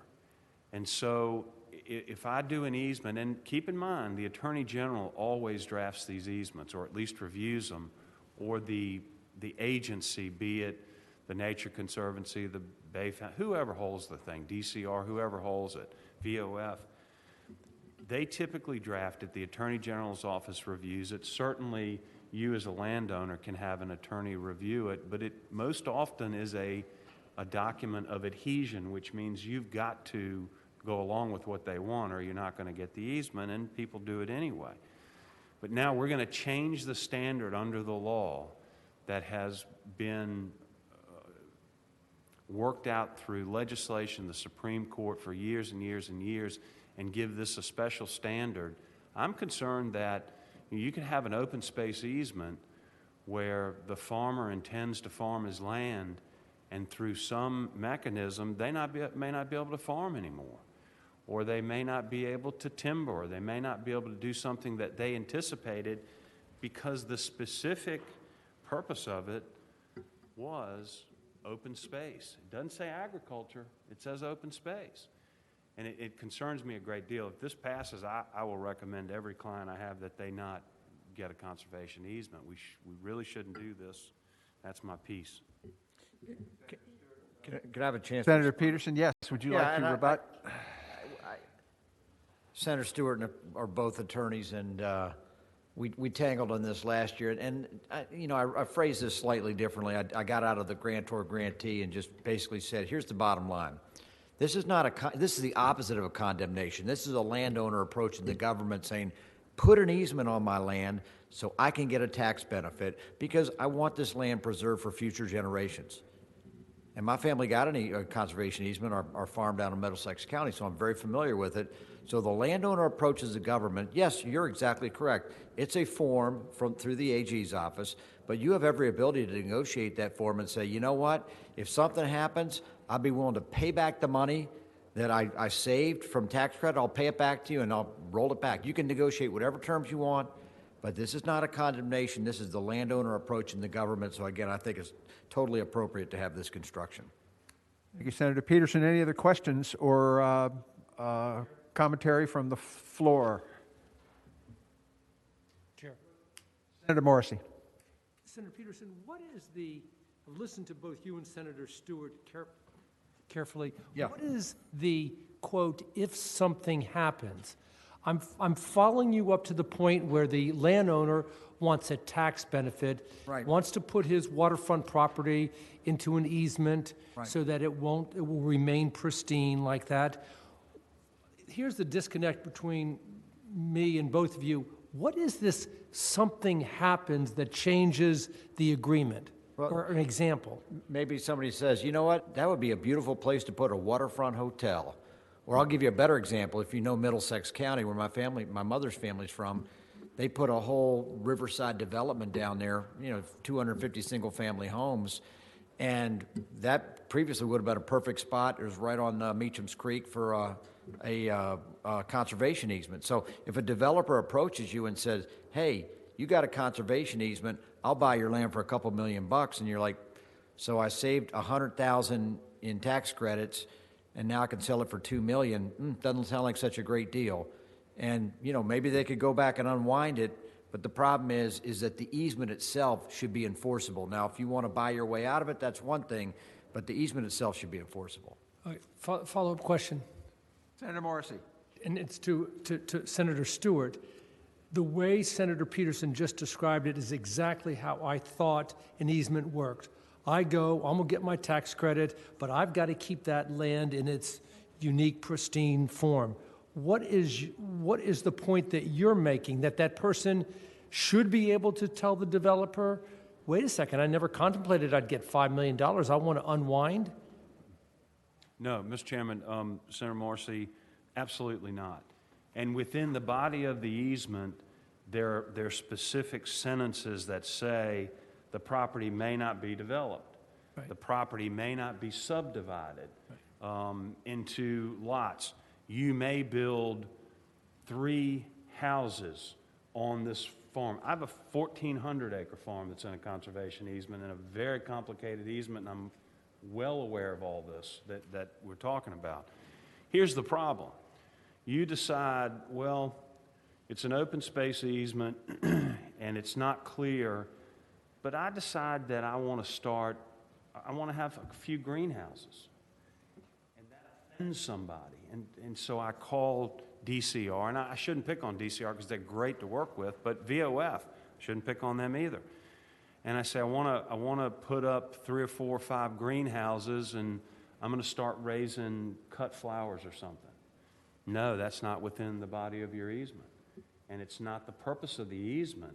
The purpose of the easement is open space easement. And you adopt this, and the judge may agree with them. The judge may say, no, you can put up greenhouses. In your example, the waterfront farm, you say, well, I own a big waterfront farm. I want to put a boat ramp so I don't have to drive to the marina 10 miles away. And you call VOF and they say, no, we're not going to allow a boat ramp because that's not the purpose of the easement. It's only open space. You're going to lose. Again, these are the things, what Chap's talking about, I'd vote for this bill if that was the issue. But in the body of these easements, if you read one, get one. It says the land may not be developed. It may not be subdivided. You can't build more than 3 houses, and it has to stay in the aggregate. You can't cut 1,000 acres into 5 lots or 10 lots or anything. All that's very clear. This was a really bad case that occurred, and I agree with that. And it was a bad result, and it shouldn't have happened. But we shouldn't screw the whole system of easements up over one bad decision. Final question, Mr. Chairman. Senator Morrissey. Back to you, Senator Peterson. Yes, sir. I'm getting a good feel for this, and I agree with you 100% that if you sign an easement and you do agree not to develop it, no houses, no subdividing, you're stuck with that. Right.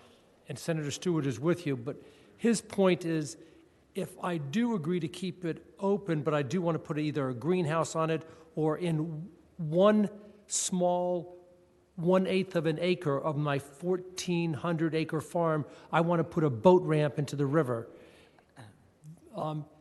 That's. I can respond to that. Yes. And again, we've dealt with this on our family farm down in Middlesex. You know, we've considered putting up docks. We've considered putting up solar farm. I mean, we've considered all sorts of things. And one of the aspects of that is you got to go to DCR and say, can we do this within the scope of our conservation easement? And it may be they disagree, and it may be we litigate, in which case the easement, again, is going to be construed in regard to the conservation.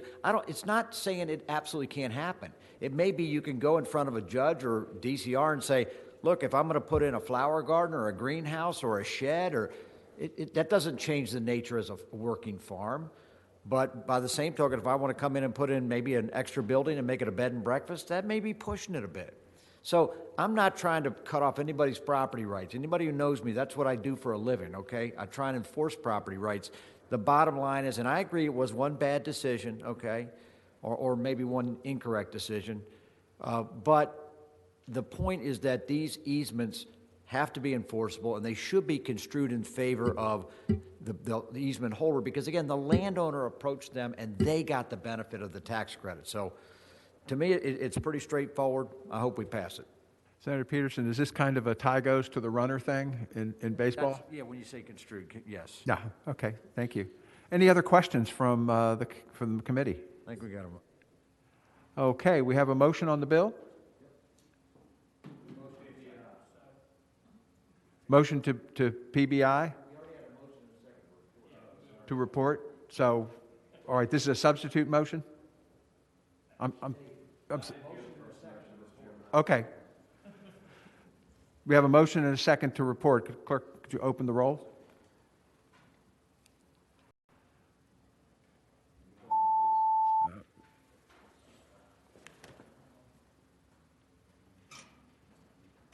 Better get me. No, I gotta support myself. This might be the only bill I pass all session. Ayes 10, noes 5. What's that? Because I heard him say PBI and then a substitute motion. He didn't get a second. I didn't hear him say that. But anyway. All right. Okay, so the bill passes 10-5. I think that's, I'm sorry. Grab my stuff here. I think that is all we have. The other two bills I had were Senator Lewis. Is he not here? He's chairing a subcommittee. So we've got a lot of stuff moved over to next week. We've got dogs and cats. We've got solid waste, and then all the bills we didn't complete today. So having said that, committee will rise. Those two things remind me of the dogs and cats bill.